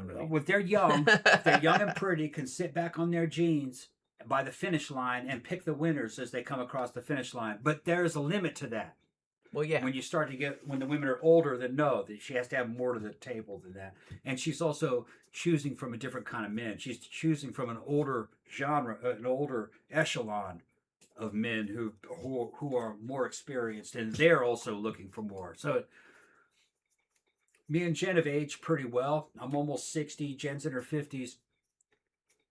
The more you can hold it together once you pass 50, the higher your value is because there's less of you. It's easy to look hot when you're young. It's a lot harder when you're in your 50s. Yeah. So, but in some ways, it's a lot easier because there's not much competition. What's that? In your 50s? Yeah. Yeah, but the thing is that we're in the echelon already that looks good after 50. Yeah. Most people didn't make it. But all the people that I just showed you in the past few hours, Charisse, Amanda, those people are all over 50. They look great for 50. But that's a different echelon of people. Most people don't look like that. No. At our age. Like I said, we live in Eustis. Yeah. We see the average. Yeah. You look at the average at our age, you're like, woo! They're not in the competition anymore. I see people in the Dollar General. Yeah. And sometimes, I don't really notice people all that much, but like every now and then you'll see somebody and be like, man, I bet that dude's younger than me. Yeah. Yeah. Not judging. Well, all you can do is look at porn. If you look at very successful female porn stars who are over 50, there's very few of them. They make a lot of money. Because they've cornered the market. Fewer. There's just a couple of them. Right. Yeah. Like I said, it is harder. And like I said, I don't necessarily think that, I mean, for young women, I mean, it's easy. It's easy to look good when you're young. Yeah. But when you're older, it's a lot more effort. And I kind of feel like because we put so much effort into how we look, women I'm talking about in general, we don't really like dudes that don't put any effort in. Yeah, so like I said, I think that's kind of why effort is the main, and it doesn't really matter necessarily like where the effort is expended, as long as there is some effort. Women do not like dudes that don't expend effort in any, whether it's like washing their ass crack or dressing nice or getting a good, it's just like anything. If you don't give a shit, or you don't look like you're expending any effort in any area of your life, then obviously, like, women aren't going to fall into your lap just because you're a dude. You know what I mean? That's not, we don't have to do that anymore. It's not that era anymore. So you actually have to, like, do something. Honestly, it doesn't matter much what it is, as long as there is some effort involved. You know, and evidently that's too hard for some people. I don't really know. So you're talking about what they say about Duran? Well, Zach asked before. Yeah. Would Sid Barrett count as proto-goth? No. Well, maybe. He was a fucking dude. I would argue that's kind of if you were to take a young goth in their 20s now, and show them Sid Barrett stuff, if they could understand the context of the time, late 60s, early 70s, they probably would have appreciated him. But I don't know if they'd call him goth. Well, he was saying proto-goth, which maybe. Proto-goth, if you ask me, would have been like Velvet Underground, especially Nico. Yeah, Nico. Marble Index, that album, very, very proto-goth. Trying to think. That girl from Legend of Hell House, the girl that was playing the psychic, that little chick. Pamela Franklin. Is that her name? Yes. Yeah. But the thing is, she's playing a character, so it's not really who she is, but that would have been... She was in a lot of movies. She was in that terrible Food of the Gods movie. Yeah. With the giant rats and stuff. Yeah. Yeah. The ultimate proto-goth would have been... Mela Nurmi. Yeah, Mela Nurmi. Vampira. She was a goth. She was also annoying, though.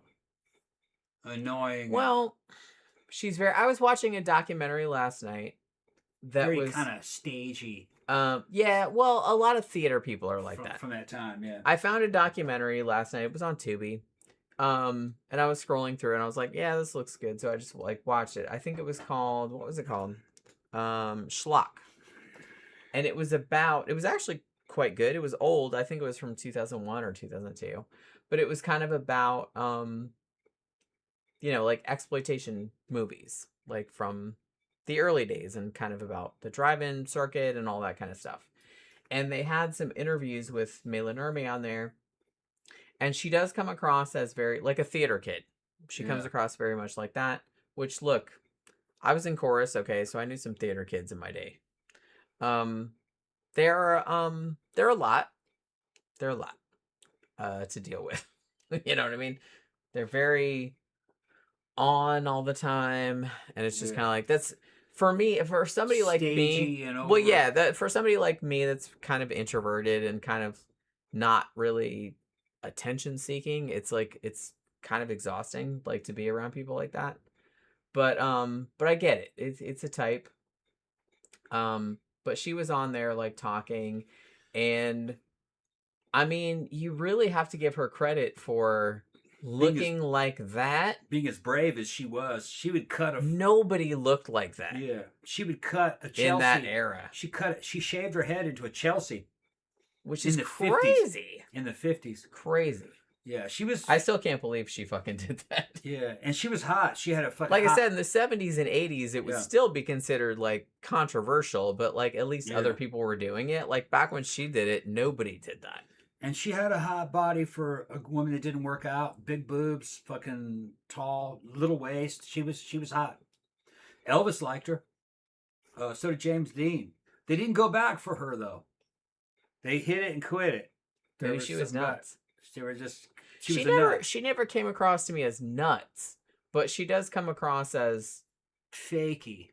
Yeah, I thought fakey. Well, like I said, I see that with a lot of like theater people. Like they come across as like they're just constantly putting on a performance. Like you really never see what they're really like. Her energy reminded me a lot of the actress from the 30s from the fucking silent movies that I like with the fucking bob haircut a lot. Louise Brooks. She reminded me of a Louise Brooks type. Yeah. But I would think that Louise was a little more... She seemed a lot more chill. More genuine. Yeah. Louise was a little more genuine. She was a slut. She knew it.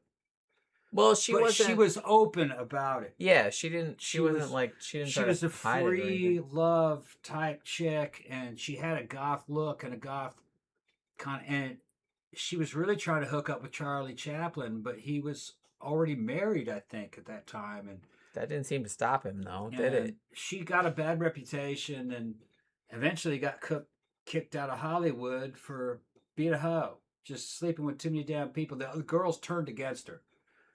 But I thought she was very cool and very much ahead of her time, especially with the work that she did in theater in Germany, because she wasn't adverse to like playing down characters and like, you know, playing like orphans who were downbeaten, downtrodden, and trying to like, she would do goth type fucking movies, you know. She wasn't always trying to be some kind of upbeat sex symbol, which I thought that was quite cool for her. And I've seen interviews with her. She knew that her time was short.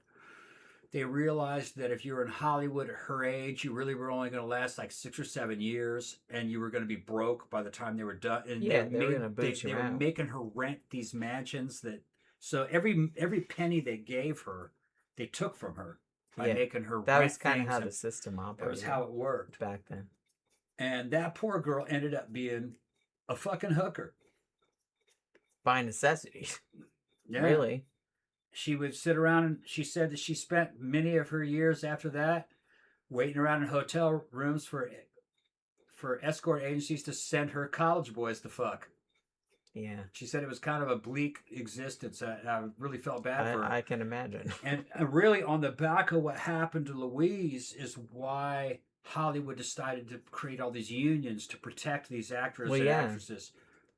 Was she one of the ones? Because I know Boris Karloff was like very... Karloff was behind that also. Yeah, there was a bunch of other actors, but I think Boris Karloff was one of the main ones. Because of what happened to her. Yeah. Because she was a top star. That's why a lot of the actors, including Boris Karloff, like got together and was like, we need a union because you gotta have some we can't be treated like this. Yeah. They got done with her, and the next thing you know, she's working for an escort agency. Yeah, because holy shit, they fucked those people over. Because she's like, what am I going to do? I'm going to go wash dishes? I'm going to become a waitress? They fucked those people over. Because you can't become a waitress after that. You know? So she had to work in a hotel and an escort agency of them sending her college boys. Poor woman. Yeah, well. And she lived a long time, and, you know, and I've seen films of her in the 70s or it might have been early 70s or late 60s. She's in her 70s by that time. Long blonde hair as an old lady, and she still has that stagey kind of artificial a lot of them do have that from that she's era. Trying to be something she's not, but she was a pretty old lady. Yeah. And it was bad what happened to her. Yeah. Because she was a very good actress and she was very talented.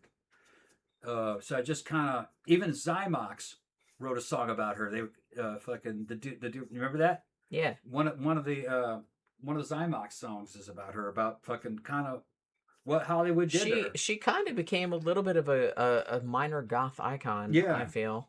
Yeah. Poor woman. Yeah. Like even a lot of you know, some goth videos and stuff like used old footage like from her movies and stuff like in. But she was very cool. In the 30s, she seemed cool. Taking nude photographs that were all tasteful and Art Deco. Married a millionaire, very young, and decided that shit wasn't for her and divorced his ass and didn't get a dime. I mean, good for her. Good for her. She's just like, I realized that don't care. I married this. I just married a fan. There's really not anything to this dude. Yeah. It's just like, you know. I will always. She didn't even want anything from him. I will always respect. Yeah. She's kind of ahead of her time. Yeah. Which, you know, we did a show about her, and I was just kind of like, she always seemed like a cool chick to me. Yeah, her and Mae West. Yeah, we did a show about her also. But, you know. I would consider them both modern women. Yeah. Modern women in an antique time. Yeah, it kind of bums me out, because it's like, man, if we could just, like, yank them from back then to now, like, they would probably... They'd really like it. Do a lot better. Yeah. I don't know if they'd be famous, but they would enjoy their lives a lot. But they would probably enjoy their lives a lot more. Like, they didn't really seem to care that much about being famous. Yeah, they wouldn't be famous now, but it's just like they'd probably have a much better time. Yeah. Maybe would just be rubbing it out to muscle men. Yeah, and like no one would even escorts. Like, and they're like, okay, yeah, male escorts. Wow. That's what she was into. Muscle men. Like, no one's going to judge me for it. Nice. Yeah. You know what I mean? Yeah, May was the shit. I liked May. May was cool, and one of the richest persons in the United States for a while. She was actually. We did a show about her. Yeah. Like she was for a time like the richest woman in the United States. Fun fact. I thought she was one of the richest people in the United States. Yeah, I think she actually was one of the richest people for a little while. DV Dragon says, saw the music video for Father Figure, George Michael, so much of an 80s vibe. It really is. Like I said, I liked Wham, but I wasn't like I didn't buy any of their albums or anything. But it's just kind of like they would be on the radio or on MTV. I'm like, yeah, that's good. Wasn't really my thing, but I was like, yeah, they had some good songs and shit like that. I didn't buy any George Michael stuff, but it was good though. Every now and then, at Barbarella, which is the night we go to on Saturdays, every now and then they'll play like a George Michael song. It's mostly like the stuff they play there is more like new wave post-punk kind of stuff, you know what I mean? It'd be like The Cure, The Smiths, New Order, like that kind of stuff. Every now and then, like later on in the night, like sometimes they'll play George Michael or Madonna or something like that, but it's like it's not usual. Like usually they play slightly more obscure or like alternative stuff, I guess. But everybody always dances to it. Whenever they play Prince, they dance to it all the time too. You know what I mean? Just saying. Let me see. I saw something. Oh, Tom Baker said Cruising, the Pacino movie. I don't remember if I reviewed that or not. I just watched it. Man, it was just probably like a year or two ago. And man, what a great movie. I don't think I had seen it, or if I had seen it, I'd forgotten about it. But it's like I just watched it like recently, and it's like it's really, really good. I should probably do a review of it now that I'm thinking about it. Tom Baker says my favorite Duran Duran. I just love their first album. Man, I love Duran Duran like unabashedly. It kind of changes day to day. Their first album is fucking awesome. And I have the extended one, like, you know, on Spotify. I have it on CD too. But the one that has all the B-sides, like An Angel and Faster Than Light and all that. And I have that, but I have it on Spotify too. So like we'll play it in the car sometimes. I kind of go between the first one and Rio. Like all their shit is good, but those first two albums, man. I don't know, man. I like the Notorious. I know you do, but it's like the first album and Rio. It's like every single song on there is a fucking banger. Like they're all good. Yeah. Like there's not a single, and I mean Seven and the Ragged Tiger is good too. But I kind of feel like, you know, there was diminishing returns a little bit. Tom's favorite album probably is Notorious, which that was 87, in case you don't know. Notorious. The weird thing about it, I remember buying Notorious on vinyl when it came out in 1987. And at the time, I lived in a townhouse with my parents because I was 87. I was 15 when that came out. And I bought it, and I had a record player in my room. I shared a room with my sister at that stage, and I first played it, and I was like, I don't know, man. I don't know if I like it or not. I wasn't sure. I had heard the single. I'd heard Notorious. Like, I think that was the first single that came out. And I was like, that's good, but it's like, it's too, I don't know, too much saxophone. It's just too much. I don't know. I wasn't into it. And like, so when I listened to the album, like some of the songs I really liked, like American Science and Winter Marches On, like I really liked those. But like the whole album I was kind of like ambivalent about. But I kind of feel like as time has gone on, I think it's aged really well. Like I have the whole album on, you know, on Spotify now, so we listen to it, the whole album sometimes. And it's just kind of like, it's really grown on me. I still like the first two still, like more than the rest of their stuff. But Notorious really grew on me over the years. Like the other ones, not so much. Because I kind of feel like the last album that I bought of Duran Duran was Big Thing. Which, when the fuck did that come out? Fucking 92? Maybe earlier. I don't even remember. And I remember liking like one song off of that. And then like the rest of it I was kind of like, I didn't love it. But like over the years, like I've kind of liked others, other of their songs, like the singles and stuff that came out. And I still like really like them. But honestly, if I'm gonna listen to Duran Duran, it's gonna be like their old shit. But I mean, fucking props to them for still being around after all this time, and like their new shit's still good.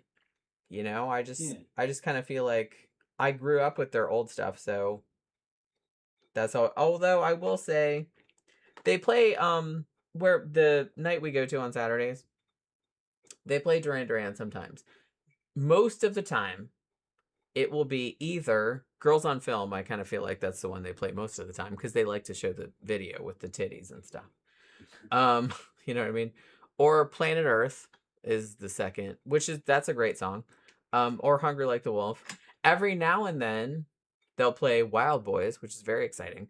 Or, sometimes they'll kind of go crazy and play like, Careless Memories or something like that, which is, I'm always like really excited about that. I think last week they played, or not last week, but the week before, they played, what was the newer one? It's still old, but, what's that fucking song called? I don't know. Come Undone. Yeah. Tom Baker bringing up Arcadia.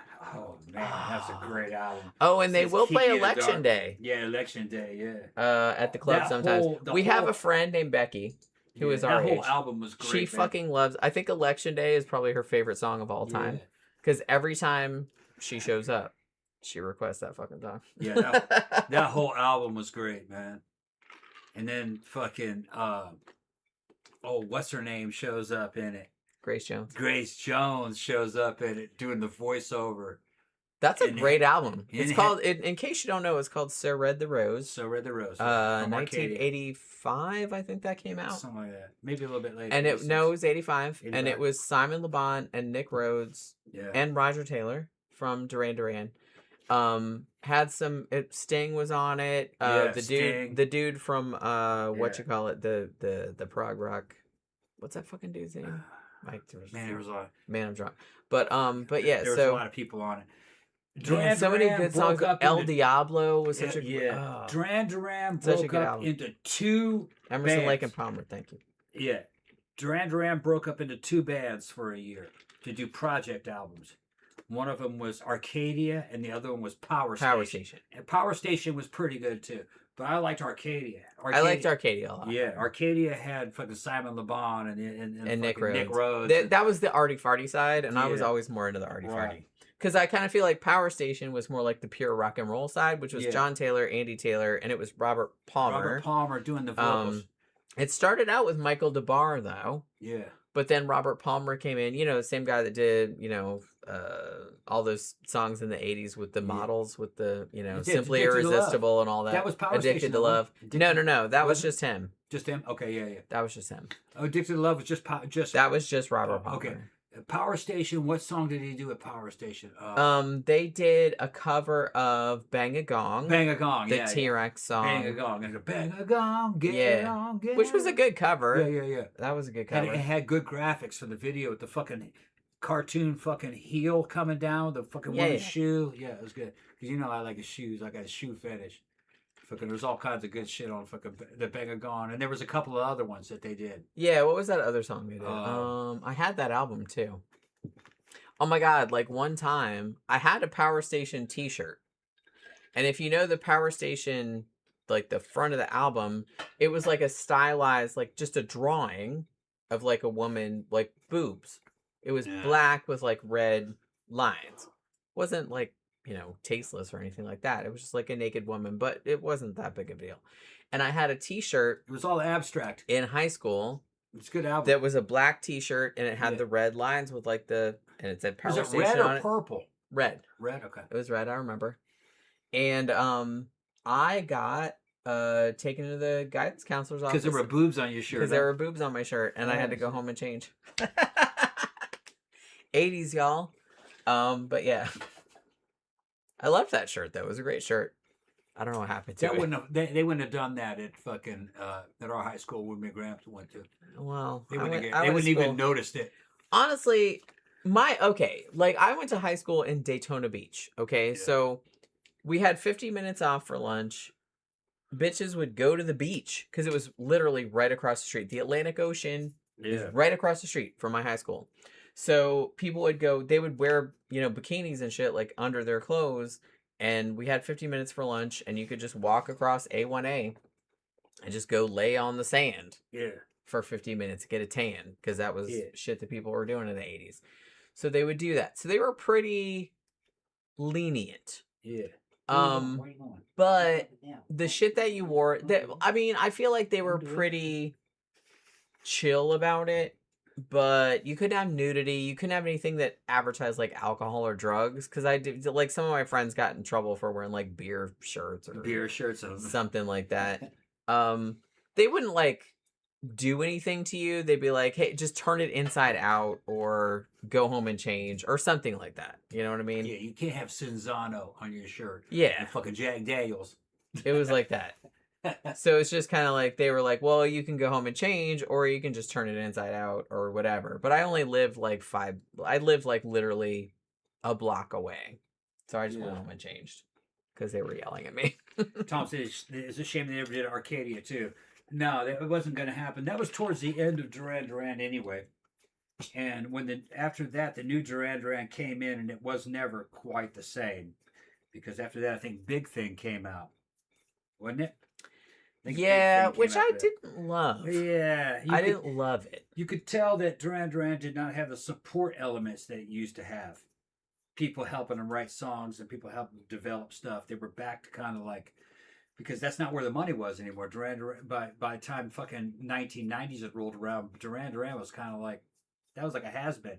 Although, then they came out, after Big Thing, didn't they come out with that fucking, that single that was fucking a huge hit? Well, like I said, they had Come Undone. Undone. Yeah. Which was a massive hit. That's a great song. Because it was kind of like a comeback. Like I said, they played that at Barbarella a couple weeks ago, matter of fact. Which is a great song. They had a lot of good shit that came out of that. They had a whole fucking record of fucking covers. Yeah, with, I think it was called The Wedding Album. Yeah, with Velvet Underground covers, fucking... also that Public Enemy cover, which... Femme Fatale. Femme Fatale cover. They had all kinds of really good shit. Holy shit, everybody's covered Femme Fatale. I remember REM covered Femme Fatale also. Duran was a great band. They weren't just some kind of bullshit commercial new wave invention. They were a good band. I feel like they get shit, maybe not so much nowadays, but I kind of feel like, particularly back in the 80s, I kind of feel like they got shit on a lot because people thought they were just pretty boys that couldn't that couldn't like play instruments or write songs or anything like that. But they did. They came out of the club scene, actually. They came out of the whole new romantic. They were an underground band. Yeah, like I said, they started out at the Rum Runner, like in Birmingham and stuff like that. So it's just kind of like, so they came out of the club scene. They paid their dues, and they could actually play. They could actually write songs. Yes, they had producers helping them. They looked good. Yeah, as many bands did in the '80s, and yes, they were very good looking. All of them were. And I think that caused people to take them less seriously. But to be honest, looking back on it, their shit still survives, where a lot of like 80s stuff, like kind of pop stuff, like is not as well remembered. Because their shit had some like substance to it. Yeah. I always felt. Well, the lyrics were good, the writing was all good, everything was good. The way it looked. And really, I think their best album was a live album called Arena. Arena was good too. I love that album. That's what had Wild Boys on it. That was the only studio track on that, but the rest of it was live. Yeah. Was that? I don't think that Arena had, because man, one of my favorite covers of all time, and maybe this is like a weird, take. One of my favorite covers of all time was Duran Duran covering Cockney Rebels' Make Me Smile. Come Up and See Me is the name of the song. And they only did it live as far as I know. I don't think it was on Arena. I think it might have been a B-side.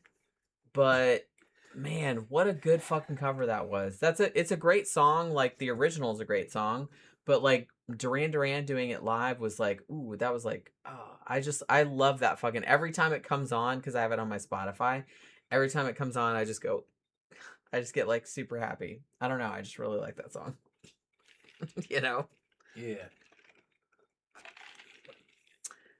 Tom Baker says they put Spandau Ballet and Duran Duran on the same plate, but they weren't the same. No, they weren't the same. Yeah, they were really both not. good. I mean, Spandau Ballet was good. Spandau Ballet. I kind of feel like because they were a lot smoother. Well, particularly the United States, because I kind of feel like we only got Spandau Ballet in their slicker. Yeah. I mean, the big hit over here was True, and that was old. They'd been around for a while at that point, and that was like a change of direction. Spandau Ballet also started out in kind of a similar club scene. They started out at the Blitz. Steve Strange made that band. Yeah. They were like one of the bands from that era. Yeah. And they kind of started out as more post-punky. So Spandau Ballet is an awesome band. Yeah. I didn't like them back in the day. I appreciate them more. They were just so smooth. But they didn't always sound like that. What we knew them here in the U.S. is they were extremely smooth. They were smooth and kind of soft. It was almost easy listening. And especially compared to Duran. Duran was edgier, more fashionable in a way. There was kind of cooler. Although they were both cool, they were just different. But I feel like Spandau Ballet in the U.S., we didn't know they were cool until later, because really the only exposure we had to them was after they'd gone kind of smooth and easy listening. Yeah. Like True, which came out in like, what, 86, I think that was? Yeah. But they'd been around for many years by that stage. That's all we knew, though. Was the and real... we didn't really get them until then. And and then if you wanted to dig in, you're like found out, oh, these dudes are actually like really cool, and they came out like from the club scene. But here's the thing: 80s. you take a Spandau fucking song and you throw it out there, it's 80s as fuck. Everybody's, oh, I know this song. Oh, I know this one. They did really help define a lot of that 80s sound. Just they weren't quite as, there was something about them. They weren't quite as edgy as Duran was. Duran was more exciting in a weird way. Spandau was like something you would like make out with some chick with. Maybe you might, you know what I mean? It wasn't something you'd get high with or fucking. It was just a different sound. Although I really appreciate it now more than I did back then. I think I do as well. Yeah. Because the more, because I love the whole. That whole era, and we didn't get a lot of it in the US. Like we didn't know a lot of that was going on until later. So it's like, so now when I watch documentaries about Blitz and about Steve Strange and about all that kind of stuff and about all those scenes that were going on at the time, it's just kind of like we didn't get that, and I'm kind of mad about it. We got some of it. Jen knows Steve Strange's mom. I do. I met her. Yeah. Here's the thing. When she was in Wales, she met his mom, Yeah, I know this is weird, but I don't know if you know. But many years ago, my first husband from back in the old times was Welsh, like actually from Wales, a tiny town in South Wales.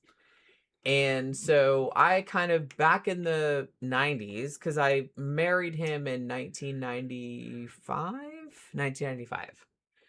And we used to go back and forth to Wales, and we would stay there like 3-4 months at a time. And so we were there, and we found out that my ex-mother-in-law knew Steve Strange's mom. And she lived in Swansea, I want to say, and which is in Wales. And so one time when I was over there, she was like, oh, we should go visit her. I mean, Steve Strange was dead by that time. So we went, and it was like the most surreal shit ever, because I was just kind of like, I knew who Steve Strange was. Like, I knew about all of that at this point. And like, we went there, and she was just like this dotty old British mom. Yeah. like from like a Welsh seaside town, and it was just like it's so fucking weird. And like the fact that my ex-mother-in-law like knew her and they were hanging out, and I was just like, your son is like fucking Steve Strange from like Visage or like Who Opened Blitz, and it's like, what year did he die? So weird. I don't even remember. It was a long time ago. 90s or something. But it was just like, because I tell you what, here's a weird thing. Steve Strange, I don't know if I mentioned this to Jen. Steve Strange died in Sharm el Sheikh, Egypt. Right where I was stationed. He did, yeah. I was stationed there. Which is weird. When I was in the 101st Airborne Division, I was stationed there for the MFO mission. And I was there in 1993. So I don't know if that was during the time fucking Steve Strange died. Yeah, when did he die? I don't remember. Like, I know that... Because it was a vacation spot. Sharm el Sheikh. Yeah. No, like, I loved Egypt. Egypt was a great place. I fucking when I met his mom, I don't remember I don't think it was the first time I went there. The first time I went there was in 95. I think it was because I was married to my first husband for 14 years, and we went back and forth to Wales almost every year whenever we can afford it. And I don't really remember what year we met his mom. But I remember her telling me about him being in Egypt and all this other kind of stuff. And it's like I said, I kind of knew about him at that time. And I was just like, oh my God, this is fucking blowing my mind. You know what I mean? I can't imagine where he would have been because there wasn't very many clubs that he would have liked in Sharm el Sheikh. It was all fucking cheesy. Yeah. He must have been just getting high on fucking heroin or because you could get morphine. You could get opium. Yeah. So he must have been just smoking opium. Fucking and hanging out on a beach. Probably. Because they had good restaurants there in the 90s. The clubs were lame, though. They were like, well, he was gay.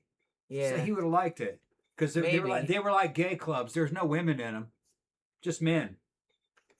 It's Islam. They don't have women in the clubs. If she's in there, she's with her husband or her brother. So it's just a bunch of dudes. Which we hated it. Well, they'd probably like it though. Yeah, but a gay dude would like it. Just dudes. Yeah. I was telling that to one of the Egyptian guys. She's asked me what I like it. I says, no, it's like a gay club. He's like, huh? There's no women here. It's like, yeah, I guess so. Yeah, the Egyptian guy was like, yeah, I guess it is. Yeah, it's just, there's no women here. Fucking, in the West, there are women in the clubs. This is like a gay club. And he's like, yeah, I guess it is. Because I took him out of it. He's like, yeah, there are no women here, yeah. He's like, well, I enjoyed it until you said that. Yeah, he was enjoying it until I realized this is like a gay club. Yeah. It's like, where are the bitches at? Yeah, there ain't no women here. Where are the bitches? Yeah. But it was normal to him. A world of men. When you grow up, yeah, only seeing men ever. Yeah. Which is like so funny to me. Yeah. That dude might have been hitting on me. I don't know. I mean, perhaps. The Middle East was... I never really thought about it because it's like, I was just... Like, look, I grew up in an environment... Yeah. I grew up in a rednecky town, okay? But it's like, still, the town I grew up in, men, women... Yeah. Black people, Indian people, Hispanic people, like, nobody really thought about it. So it's just kind of like, nobody thought about it. But... if you grew up in an environment where it was always dudes, and then it wouldn't feel weird to you. Yeah, he didn't notice it. He didn't notice it until I mentioned it. And you're like, well, where are the chicks at? Yeah, she's like, isn't this great? Isn't this great? I was like, is this a gay bar? I was like, no, not really. He's like, what's wrong with it? There's no women here. There are no. He's like, girls yeah. It's just like a gay club. And he's like, yeah, I guess. I suppose. But we used to go to Israel. They had women there. Well, they wouldn't think of it that way. Yeah, but he didn't think of it that way. But like I said, if you go in a bar here and it's all dudes, you're going to be like... I wouldn't be, like, weird about it, but I'm just like, why are there no girls here? Tom Baker says he's a very emotional and intuitive person. Tom Baker says, for me, Duran was hypnotic. Some songs put me in a trance. Canada, Secret October, To the Shore. Honestly, Secret October is probably I don't know. It's kind of hard to say. It's probably my favorite Duran Duran song of all time. One of my favorite memories this dude that we know that's very, very old. He's older than us. Old school punk guy. And he came to a party at our house. And we were talking about Duran Duran for some reason. I don't remember why we got that on that topic. But he was just kind of like, what's your favorite Duran Duran song? And I immediately said Secret October, which is a B-side. I think it was a B-side of Union of the Snake. If you put a gun in my head and asked me, it might not be, but I think it was something around that era. I was like, man, that's a great fucking song. And he's just like, you're okay. Like, because I knew what that song was. But it's just kind of like, man, all those songs are To the Shore is good too. Yeah. Oh, all the songs are so good. I was in Brazil listening to Duran Duran when all this was coming out because that's where my parents lived at that time. And I was getting all the Duran albums. And the new one of the time, when I was really listening to it, was Notorious. Yeah, well, but I was also into metal at the time, so I was kind of like sneaking Duran. So you couldn't let it. Yeah, I was kind of like sneaking it. Can't let it in the metalheads. Yeah, you're into that stuff. But I was impressed with it of how slick it was and how good the lyrics were. They were better than Iron Maiden lyrics, you know, and it was extremely slick. I will give it that. And it was more about club life and girls, which I was going to the clubs and, you know, making out and getting laid and shit. So I was just like, this is more realistic. I like this shit. And girls could relate to it. So if you were playing it, they were like, oh yeah, that's good shit. But you know what?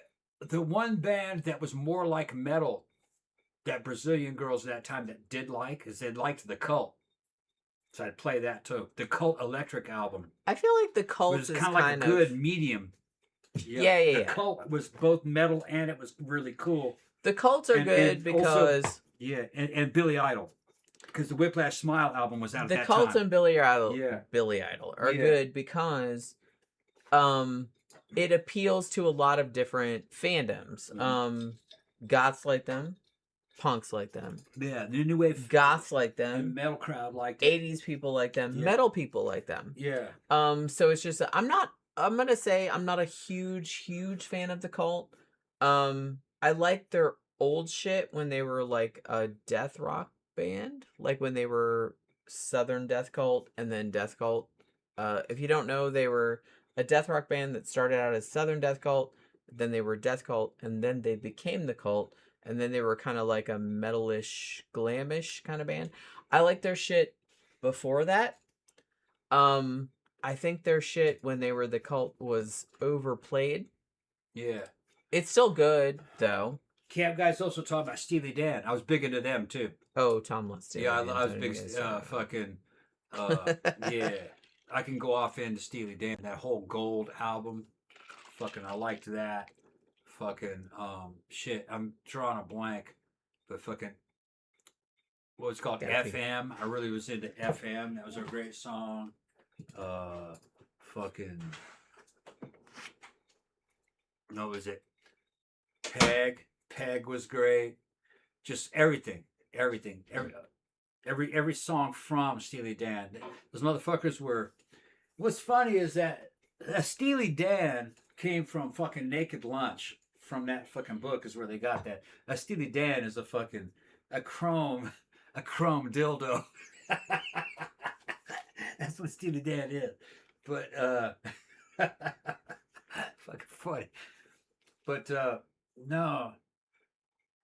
Donald Fagen, who was the fucking dude behind Steely Dan, the vocalist and everything, he was a musical genius and he was into like making musical masterpieces. Shit had to be perfect. It was like prog rock, you know. They were snotty about music, but the lyrics, man, was fucking great, man. Fucking, what was that fucking song? Oh shit. This is the day of the expanding man. Remember that? This is my shape, the place where I used to stand. Yeah. Fucking what was that? How the lyrics go? Used to work the saxophone. I play just what I feel. I drink Scotch whiskey all night long and die behind the wheel. This is a name for winners in the world. I want a name when I lose. They call Alabama the Crimson Tide. Call me Deacon Blues. Deacon Blues. Yeah, Deacon Blues. That was the name of that shit. I fucking love that song, man. Yeah. I haven't fucking thought of Steely Dan in a long man. Fuck you, bitch. Fuck you, bitch. Bring your fucking Steely Dan back. Yeah. He loves Steely Dan. Now I'm gonna have to start listening to that shit again. Haven't listened to that shit in forever. Yeah, it's been a while. Deacon Blues. Yeah, it's a song about losers. Yeah. Yeah. My dad used to play that all the time. Losing. You lost, bitch. You spent all your money at the casino. Yeah, you used to be something. Now your woman's gone. You're just trying to survive. Her big titties have walked off, using it on another man. Wait, just the titties walked off? The titties walked off. The big titties walked off. You're on your own. Is that all you care about, really? Yeah, that's right. That's what Steely Dan was about. That it was about being a loser. I know that you lost. You lost, but you survived. There's a romance to being a loser. But that was Steely Dan's motif. Well, I feel like that's kind of a That's a good. You had it all, and it's now theme. It's gone. Now it's gone. Yeah. Well, a lot of people can relate to that. Yeah. You used to be something, but not you anymore. You fucked it up. Yeah, you fucked it up. You fucked it up. You know what I mean? I kind of feel like that's a good. Yeah. Well, that's a good angle to approach it from, because everybody can relate to that. Well, goes the great saxophones. Hell yeah, great saxophone solo in the fucking in Deacon Blues. Hell yeah. But every one of their songs had great wind instruments. They were that was a fucking extremely tight band. They were just super good. But it's not pop and it's not new wave. It's its own thing. It's its own thing. I would say prog, progressive rock, jazz. Some jazz, yeah. I was gonna say some jazz influence also. Good though. Deacon Blues, Deacon Blues. That's it. Yeah. John Gore says TSOL had both male and female appeal. Like, let's talk a little bit about. I don't really know if I can speak to this because I'm maybe not the most feminine chick ever, but it's just kind of like, what bands do you think appeal to men and women the same? Because I kind of feel like I don't know.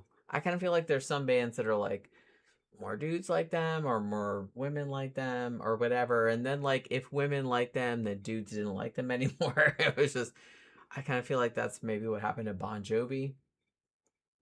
But I don't know. I kind of feel like a lot of dudes liked Bon Jovi too. I don't have a dog in that fight. I don't like Bon Jovi at all. So it's just kind of like, remember, like, I think I said on this, a couple weeks back, but it's just like, I've been watching this show. It's on Tubi. I think it was a British show, and it was called Video Killed the Radio Star. And it's old. It's from like 2012, I think it was from.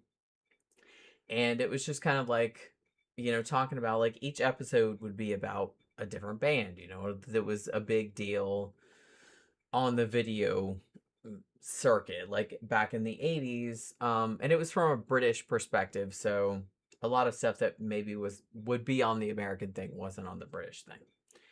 And so they were talking about it, and they did a show where they were talking about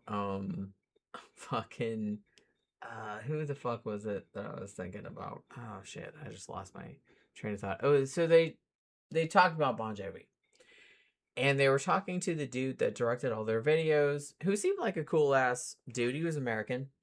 And he was real into metal and all this other stuff, and he was very excited to be working with Bon Jovi. And watching the show, because I was just interested in I don't know, I was just interested in the whole zeitgeist of it. I didn't really care about like if I liked the band or not. So I was just watching each episode just for purposes. I don't really care if, I liked the band or not. So they did a show about Bon Jovi. And unlike many of the things, I think I mentioned this on a show before, but it's like, unlike many of the things, I feel like a lot of the music that I hated in the 80s, like that I didn't like at the time, as time went on, I kind of softened toward it, where I was just kind of like, man, Hall & Oates, yeah, they're all right. Like, Michael Jackson, it's all right. You know what I mean? Like, I don't love it. I'm not going to like buy it or anything like that, but it's just kind of like, yeah, that's good. You know what I mean? I can appreciate it. But watching the Bon Jovi show, it kind of cemented to me. I'm like, wow, I didn't like Bon Jovi at the time. And I was like, wow, I hate them even more like now. And that has literally never happened. Literally never happened. So, and no shade to anybody who likes Bon Jovi. I'm not shitting on you for like Bon Jovi, but it's just kind of like, I didn't like them at the time. Because that was, basic big hair girl music, which I was not into. And I was like, well, maybe I'll grow into it, like I did with some 80s music, because some of it that I didn't like at the time, like I like now, or I'll at least tolerate. But watching the Bon Jovi show made me realize, I was just kind of like, wow, this is even worse than I remember. Yeah. I hate it even more now than I did back then. You know what I mean? It's like, this is terrible. But it's just, I don't know. It's just kind of funny. And like, somebody said that they loved Bon Jovi. Yeah. Where did I say it? Oh, Victor says, I love Bon Jovi. Do you really? Or are you just being Kim around? I was in the bathroom, man. I started thinking about fucking Babylon Sisters. Remember that shit? Babylon Sisters, shake it. So fine, so young. Tell me man. I remember that song. Yeah, that's a good show. I remember that song. Drive west on Sunset to the sea. Turn that jungle music down. Just until we're out of town. This is no one night stand. It's a real occasion. Just like a Sunday in TJ. It's cheap, but it's not free. And I'm not what I used to be. And the love's not a game for free. Babylon Sister. Yeah, that's right. You got to pay for love. Yeah. Well, in one way or you're another. going with the hookers now. In one way or another. So fine, so young. Yeah, that's right, bitch. You had to pay for that shit. Fuck, I'm gonna have to send that song to our boy. Gramther says, Bon Jovi ended his concert early last night. His voice is shot. Yeah. Those dudes are old, man. I mean, like, no shame in getting old. We all do. But it's just kind of like, oh, man, I don't know. I'm not gonna. Yeah. Well, look, no. If you're trying to make some money, come on. Those dudes are old and they didn't stay in shape. And they didn't do what they had to do in order to stay in shape, to keep their voices in shape. Because they're fucking rock stars. They party. They drink. They fucking sit around and eat. You can't do that. And I'll give you fucking a good example. David Bowie. David Bowie died in his fucking 70s, a fucking G. Making music videos. He sounded great. He still looked to the day he died. He was still handsome with cancer, dying. Yes. And it's just because that bitch still looked good when he had cancer. Yes, he was still making badass videos where he's dying of cancer, and joking about his death, talking about his death, going back that Major Tom was going back to the fucking center of the galaxy and shit. Okay, yeah. So no, that's no the excuse. way you want to go out. There's no excuse. That's the way he died rich and is still looking good, making fucking music. So okay, I'm not a big person on like, oh, celebrities die and I'm gonna get upset about it. When David Bowie died, Barbarella was still downtown. Yeah, boy, it was a big festival. And holy shit, they did a whole thing. They played like a whole bunch of Bowie songs, like all night. They're playing Bowie, and he played like I kept it together most of the night. Yeah, he played Changes. And I just started ugly crying. Yeah. Ugly crying. Yeah. And everyone was ugly crying. Yeah. It was just kind of like, it was just, everyone everyone was upset. Right. And I never thought I would get that bothered about like a celebrity. Like I didn't know the dude, obviously, but it's just kind of like, man. Well, the thing is, though, is he was just like the foundation. I wasn't sad when Bowie died. I was happy for him because he died still on a high note. He never declined. Well, in a way, yeah. He never declined. He fucking he went boom, fuck you. Yeah, he didn't go old and fat. No. Like he still looked good. He still looked good, and he still was rich, and he still had kids. He had kids and a wife and everything, and he made fucking excellent videos. And he went out fucking doing his act, and he goes and fucking. He goes back into the closet. I love that. He's doing all these jokes and shit. You know what I mean? Fucking funny. That's the way you want to do it. Yeah. That's the way you want to do it. Yeah. And he says, tell them I was a closeted heterosexual. Fucking. Masterful. Yeah, he's fucking funny. Masterful. Fucking funny, yeah. Like that is the best. He was funny the whole time. The best. And he never lost his money. He got richer. So, you know. And he made all his money in real estate, not so much music. Yeah, like music he was like kind of low key. Yeah. Low key. He made his money in real estate. Yeah. Which, like I said, if you got to make your money in music, man, after you're already a millionaire, then there's something wrong with you. Because you have enough money to make money in other businesses. And he did this shit in real estate. He was a real estate mogul. People don't know that. He was one of the richest musicians of all times, but he didn't make it in music. He made it in real estate. I kind of feel like most rock stars did that shit because of the shittiness of the music industry. You're not going to make much money doing that. Beyond a certain point, they're going to steal it. They're going to steal it from you eventually. So it's like if they give you some money, you better make some money someplace else. Yeah, yeah. He was doing it in art industry, which is. Doing art dealing is the same as money laundering. So because that's really what it is. He was a money launderer. So he was a rock and roll gangster. That's what he was. He was a fucking gangster. But great, man. Do your thing, man. And fucking doing real estate deals. And a lot of his fucking best deals that he did where he made a shit ton of money is where he was selling houses that were on islands that were being promoted in Better Homes and Gardens. And it's because he paid Better Homes and Gardens to put his fucking houses and his real estate in the magazines. He was David fucking Bowie. Of course they're gonna put That's his middle name. And that was the fucking y'all don't know. But whenever when he was selling a house in fucking Borneo. It was a beautiful fucking house. It didn't have walls. It just had a ceiling. It was just fucking nets and shit. And it was on an island. It was millions of dollars. And one of the things that they pointed out is that this property is owned by David Bowie. It's his favorite property.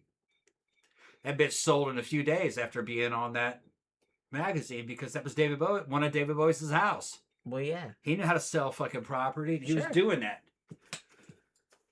Okay? People would buy it because Bowie had it. Yeah, which that's exactly what I would do. Yeah, he knew what he was doing. Yeah, he knew how to talk to art people and arty-farty people and pay them and part of the scene and sell property and art. And there will never be another person like David Bowie. Nah. That's never going to happen. One of a kind. That's never going to happen again. He was a man from a certain place in a certain time. You'll never have rock stars like that again. That industry's changed too much. That industry, like the fact that he was able to do what he did, is kind of amazing. Mm-hmm. It's kind of amazing. Yeah. But that will never happen again, ever. He blew fucking Michael Jackson out of the water. Michael Jackson made a lot of money and he lost every bit of it and died. You know, with his fucking pedo paradise. Well, and the thing about Michael Jackson is that his legacy is tainted, right, by the pedo shit. Yeah, and Bowie went down a G. Because Bowie didn't really do anything. He invented LARPing. Well, he didn't do anything that anyone would he was consider cool. Like questionable. No, he was funny, man. As far as I know, like no one's ever come up with anything that was like where he did anything weird or you know what I mean. So it's all good. You know, Victor says David Bowie died. Spoiler alert. Yeah, it was a while back. Let me see. Tom Baker says I don't like Bon Jovi at all. Yeah, I mean, me neither. Like I said, I didn't like them in the 80s. But then rewatching the video show in 2026 and hearing all the songs again, I was like, wow, I hate them even more now. Which that usually doesn't happen. I mean, usually... That shit made a lot of money, though. It did. Yeah. Usually I'm just kind of like, well, that wasn't as bad as I thought. You know? Because, like, back in the 80s, like, I listened to a lot of crap because I watched MTV, like, pretty much 24/7, like, back in the 80s. Bon Jovi sucked. And I was just kind of like, I don't love it. You know, it's not great. And then I kind of forgot about it. But then, like, when you listen to it now, like, some of the stuff that I heard from back in the 80s, I'm like, that wasn't as terrible as I thought it was. But Bon Jovi, I was like, wow, that's worse than I thought it was. That sucks even more. Yeah, bad. Than I thought it did back then. So, yeah, I don't like it. I don't like it. It's fucking terrible. Vordanian said somebody said 9 Inch Nails, just with no context.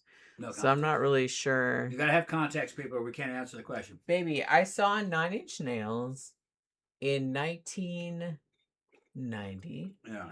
They opened for Peter Murphy in St. Petersburg on his Deep tour.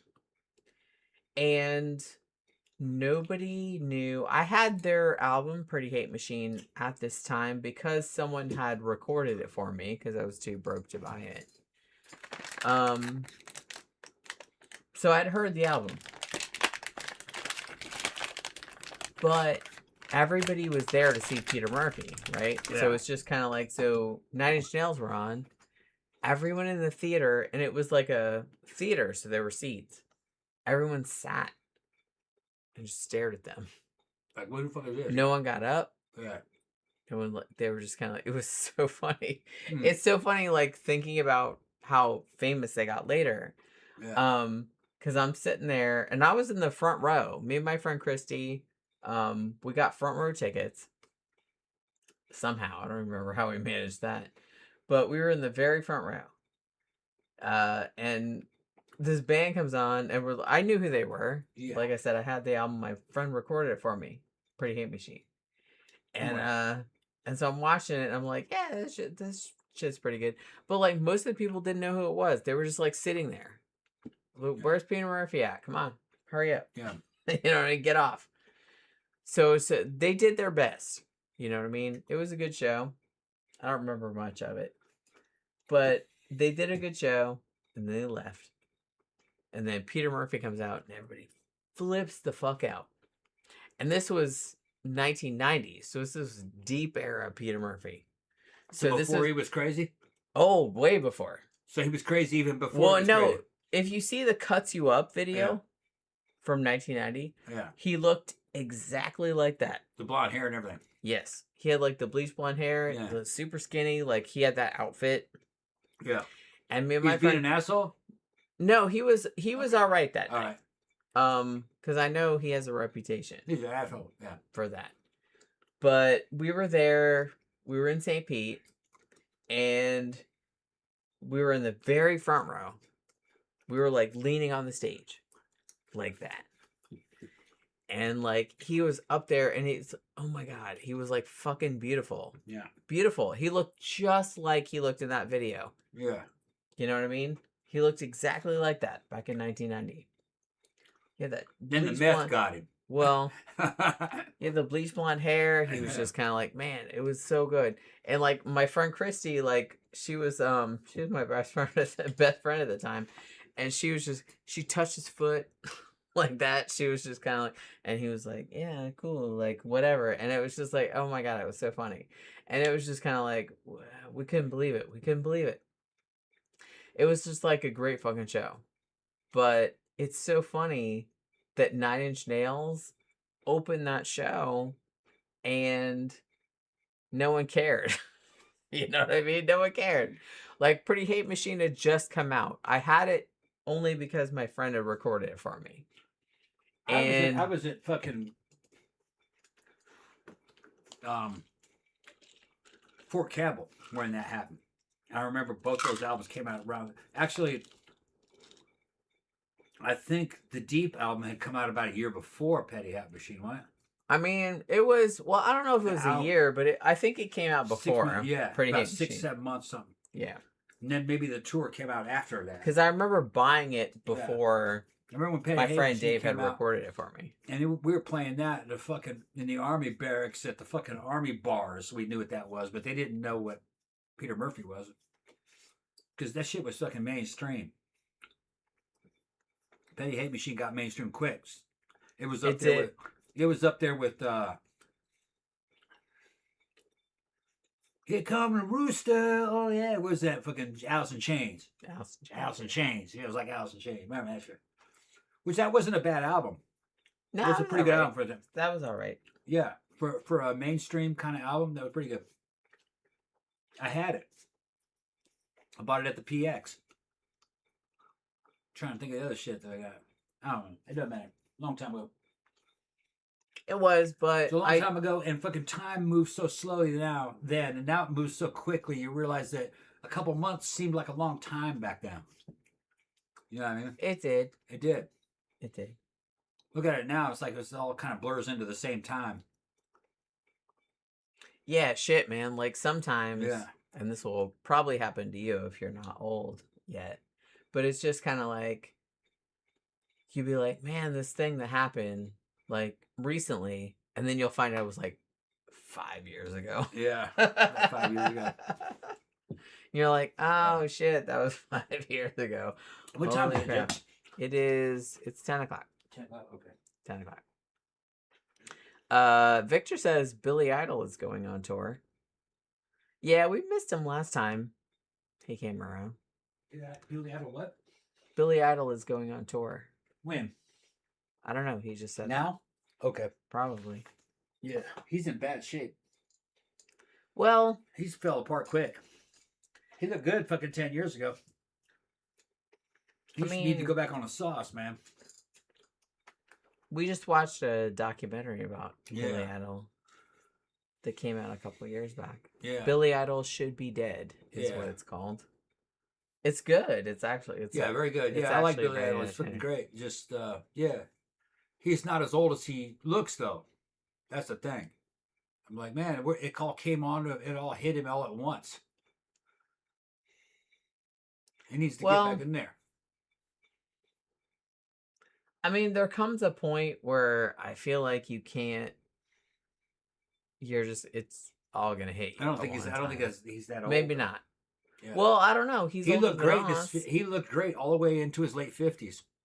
He's older than us. Yeah, he's old. He's about 15 years older than me, probably. You know. Yeah, but the drugs. I mean, he did. Yeah. Oh my god. Yeah, the drugs. Like, I kind of feel like, I don't know. I feel like genetics has something to do with it too, but it's just kind of like he did so many drugs. Like, we watched that documentary and I was like, how is this?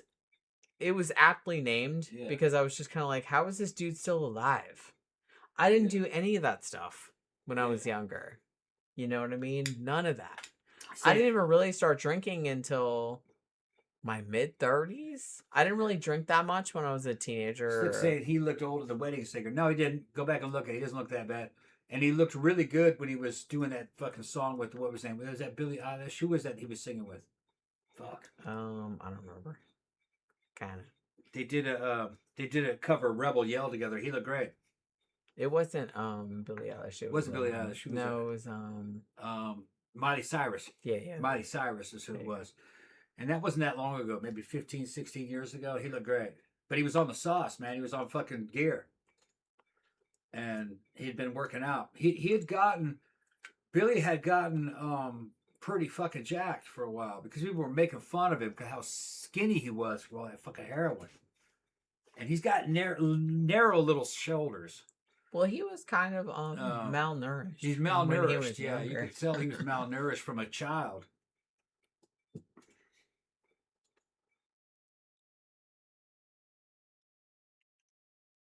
Let me see. I'm getting tired. Really? Well, Yeah. John Gore says Bowie was banging very young groupies. Who like was? every other young rocker back in the day. Who? Bowie. Bowie, yeah. Well, yeah, Bowie did whatever he wanted. They all were. Yeah. Camp Guy says Michael Jackson's best album was Off the Wall. That was a great album. I don't remember that one. Yeah, that was an old last one. one. I remember was bad. That was an old one. Yeah. Grampter says there are videos of early Nine Inch Nails on YouTube when they're an electronic dance music band on American Bandstand. Who? Nine Inch Nails. Nice, yeah. Like I said, I remember like when I saw them in 1990 in St. Petersburg when they were opening for Peter Murphy, and really nobody knew who they were. Like the album had come out, Pretty Hate Machine had come out. I had it, but only because my friend had copied it for me. I was just going to see Peter Murphy because Deep had just come out. And so I knew the songs and stuff. And if you watch them, it was just like, if you've seen the video for Head Like a Hole, it looked just like that. Like he had he had like all the wires and shit like that. Like it looked just like that. But the thing about it was that most of the people in the audience didn't really know them or like didn't have that album. So they just kind of sat there. So everyone just kind of sat there and looked at them because it was a theater where, where there were seats. So everyone just kind of sat there and just looked at them like, huh, okay. Like it was like that. And it was just kind of crazy. Like, because I've seen Nine Inch Nails probably like 4 or 5 times. I saw them much later. Like I think I only saw them on purpose like one time. Most of the times I saw them was when they were opening for other bands or when they were on I saw them at Lollapalooza. But I was there to see like Susan the Banshees and shit like that, and they were there. And so I only saw them on purpose, I think like one time. All the other times were they were opening for someone else. But it's just kind of funny that like as fucking famous as they became, I don't know. It's like I liked them, but I didn't really think much of them at the time. They got famous in the mainstream more than yeah. And I kind of feel like I like Nine Inch Nails. I'm not shitting on them or anything like that. It's just kind of like that's an normie band. Yeah, I kind of feel like at this point they've kind of crossed over into normie territory. Yeah. And so we don't really claim them anymore. Like a lot of goths do like them, but it's just kind of like, it's just that kind of situation. They're a good band. I'm not saying Nine Inch Nails aren't a good band. It's just that, we don't really listen to them. I don't ever listen to them at all anymore. Because it just, we don't really like it when everybody likes our shit. You know what I mean? Let me see. Oh, somebody said, oh, shit, what did I see? I just saw some.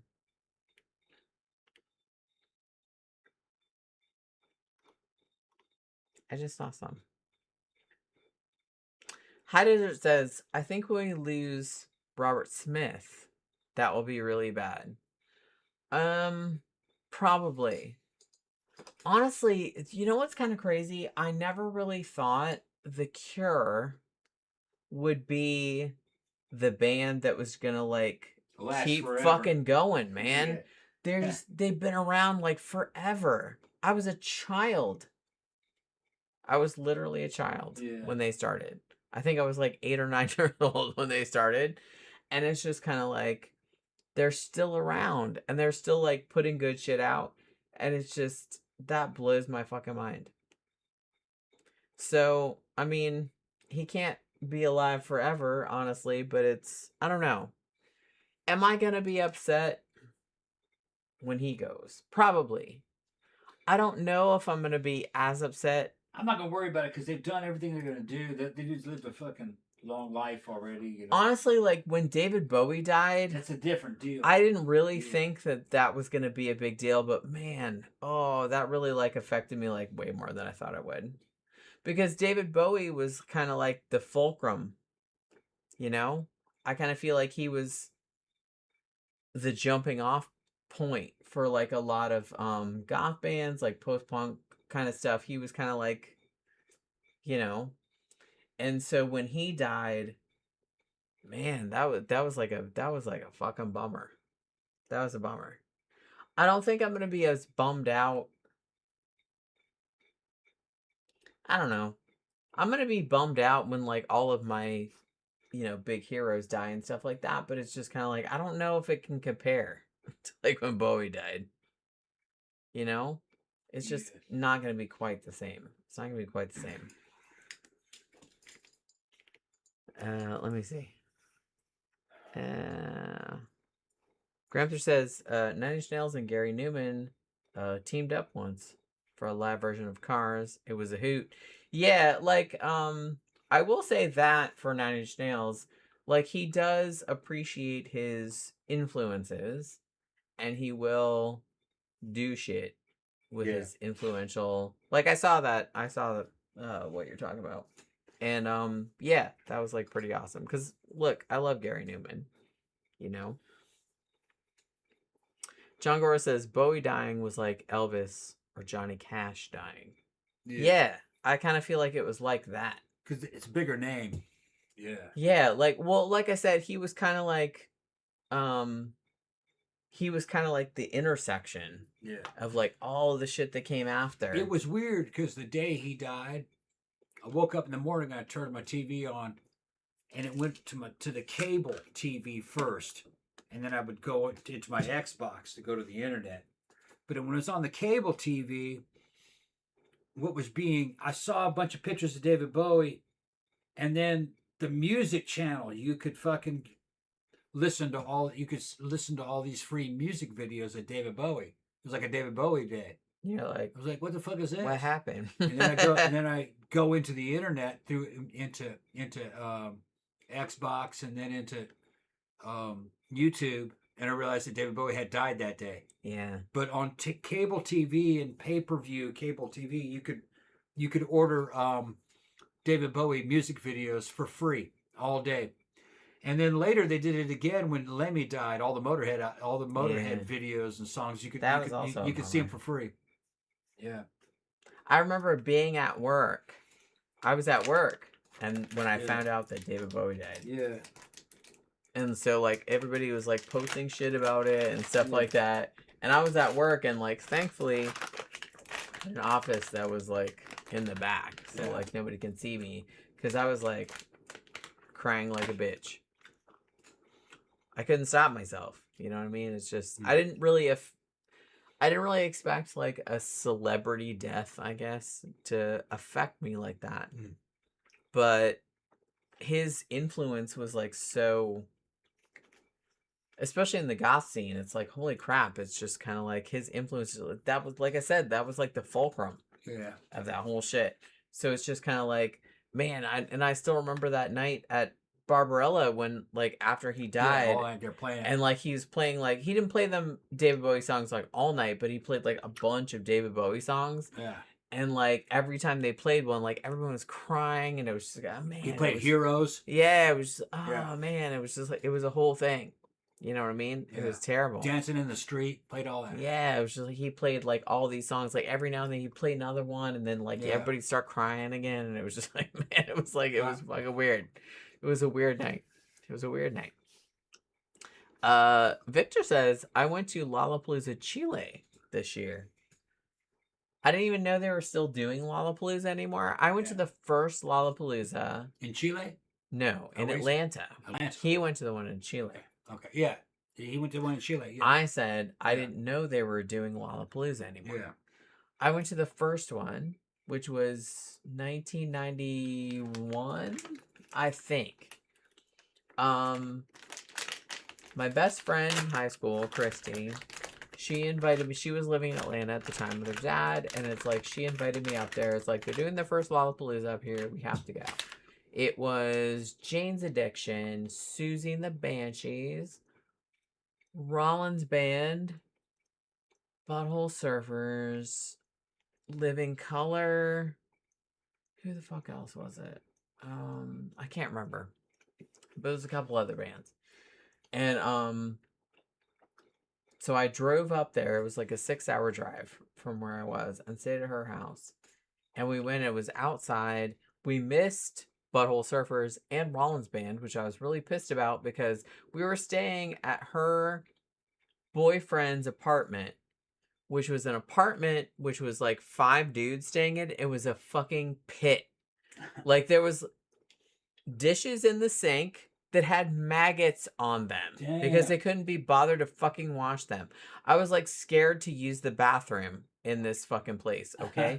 And like she was like, "Oh, well, I love this dude and we're going to stay here." And I'm just like, "Can we just stay at your house where it's clean?" Or no. Okay, cool. So, and she got kind of mad at me about that. I'm like, your boyfriend and his friends are disgusting. So it's just like, I don't really understand why I have to stay there. But so we stayed there. DVD Dragon. Dudes are gross, man. DVD Dragon said fucking David Bowie and Harambe were gone in the same year. I know. Harambe. A lot of people have said that. Harambe. A lot of people said that. I forgot all about Harambe. They think that is maybe where the universe went awry. Which, the more time goes on, the more I'm kind of buying into that. The more I'm kind of into Harambe. David Bowie and Harambe died. It seemed like that was kind of like the end of the like normalcy. My negative Harambe. Everything just went into like crazy town, like clown town. Like after that, you know what I mean? It does seem like shit just went sideways after that. Shit went sideways after that. He did nothing wrong. Yeah, he did nothing wrong. Poor guy. I know. I feel really bad. You know what I mean? It's just, I get it. I get it. But yeah, so, we gotta get. Let's get out of here, Jen. Are you sure? Yeah, because I gotta take a shower, maybe get something to eat, go to bed. Yeah, you gonna give me some food? I think I got food down there. You had a shake. I didn't get nothing. What's that? You had a shake. I didn't get nothing. Yeah, I didn't get nothing. Yeah. I didn't get nothing. We're on a diet anyway. I'm starving. All right, well then, shut it down. All right. So I guess we're gonna wrap it up for this evening. Friday night. We're kind of wasted. Right. Time was wasted before you even got here. Yeah. But you know what I mean. It's all right. I got wasted because I didn't eat anything. Yeah. Like, for real. All right. So, we're going to wrap it up for this evening. So, hopefully you guys enjoyed the show tonight. You know, we always enjoy hanging out with you guys on Friday night. So, yeah, have a good weekend, y'all. We're going to see you guys again on Monday night for the movie review. Probably we will do The Wrestler. But we'll see. I want Tom to see it. What's that? The Wrestler. Yeah, I haven't seen it. I'll see it. We'll see it. Okay. Because Granthers gave us some money on the last show. We'll see it. Like to watch it. I've seen it. I saw it in the theater. If he's paying us good, because he only pays for. I mean, I like it. I like it. We'll see it. Like I said, we should probably do some more. We should probably do that other Darren Aronofsky movie. You know what I mean? But we'll see. All right. So that's probably what we'll do on Monday. But yeah. So have a good rest of your night, you guys. Have a good weekend. We will see you guys again on Monday night for the movie review. Good night.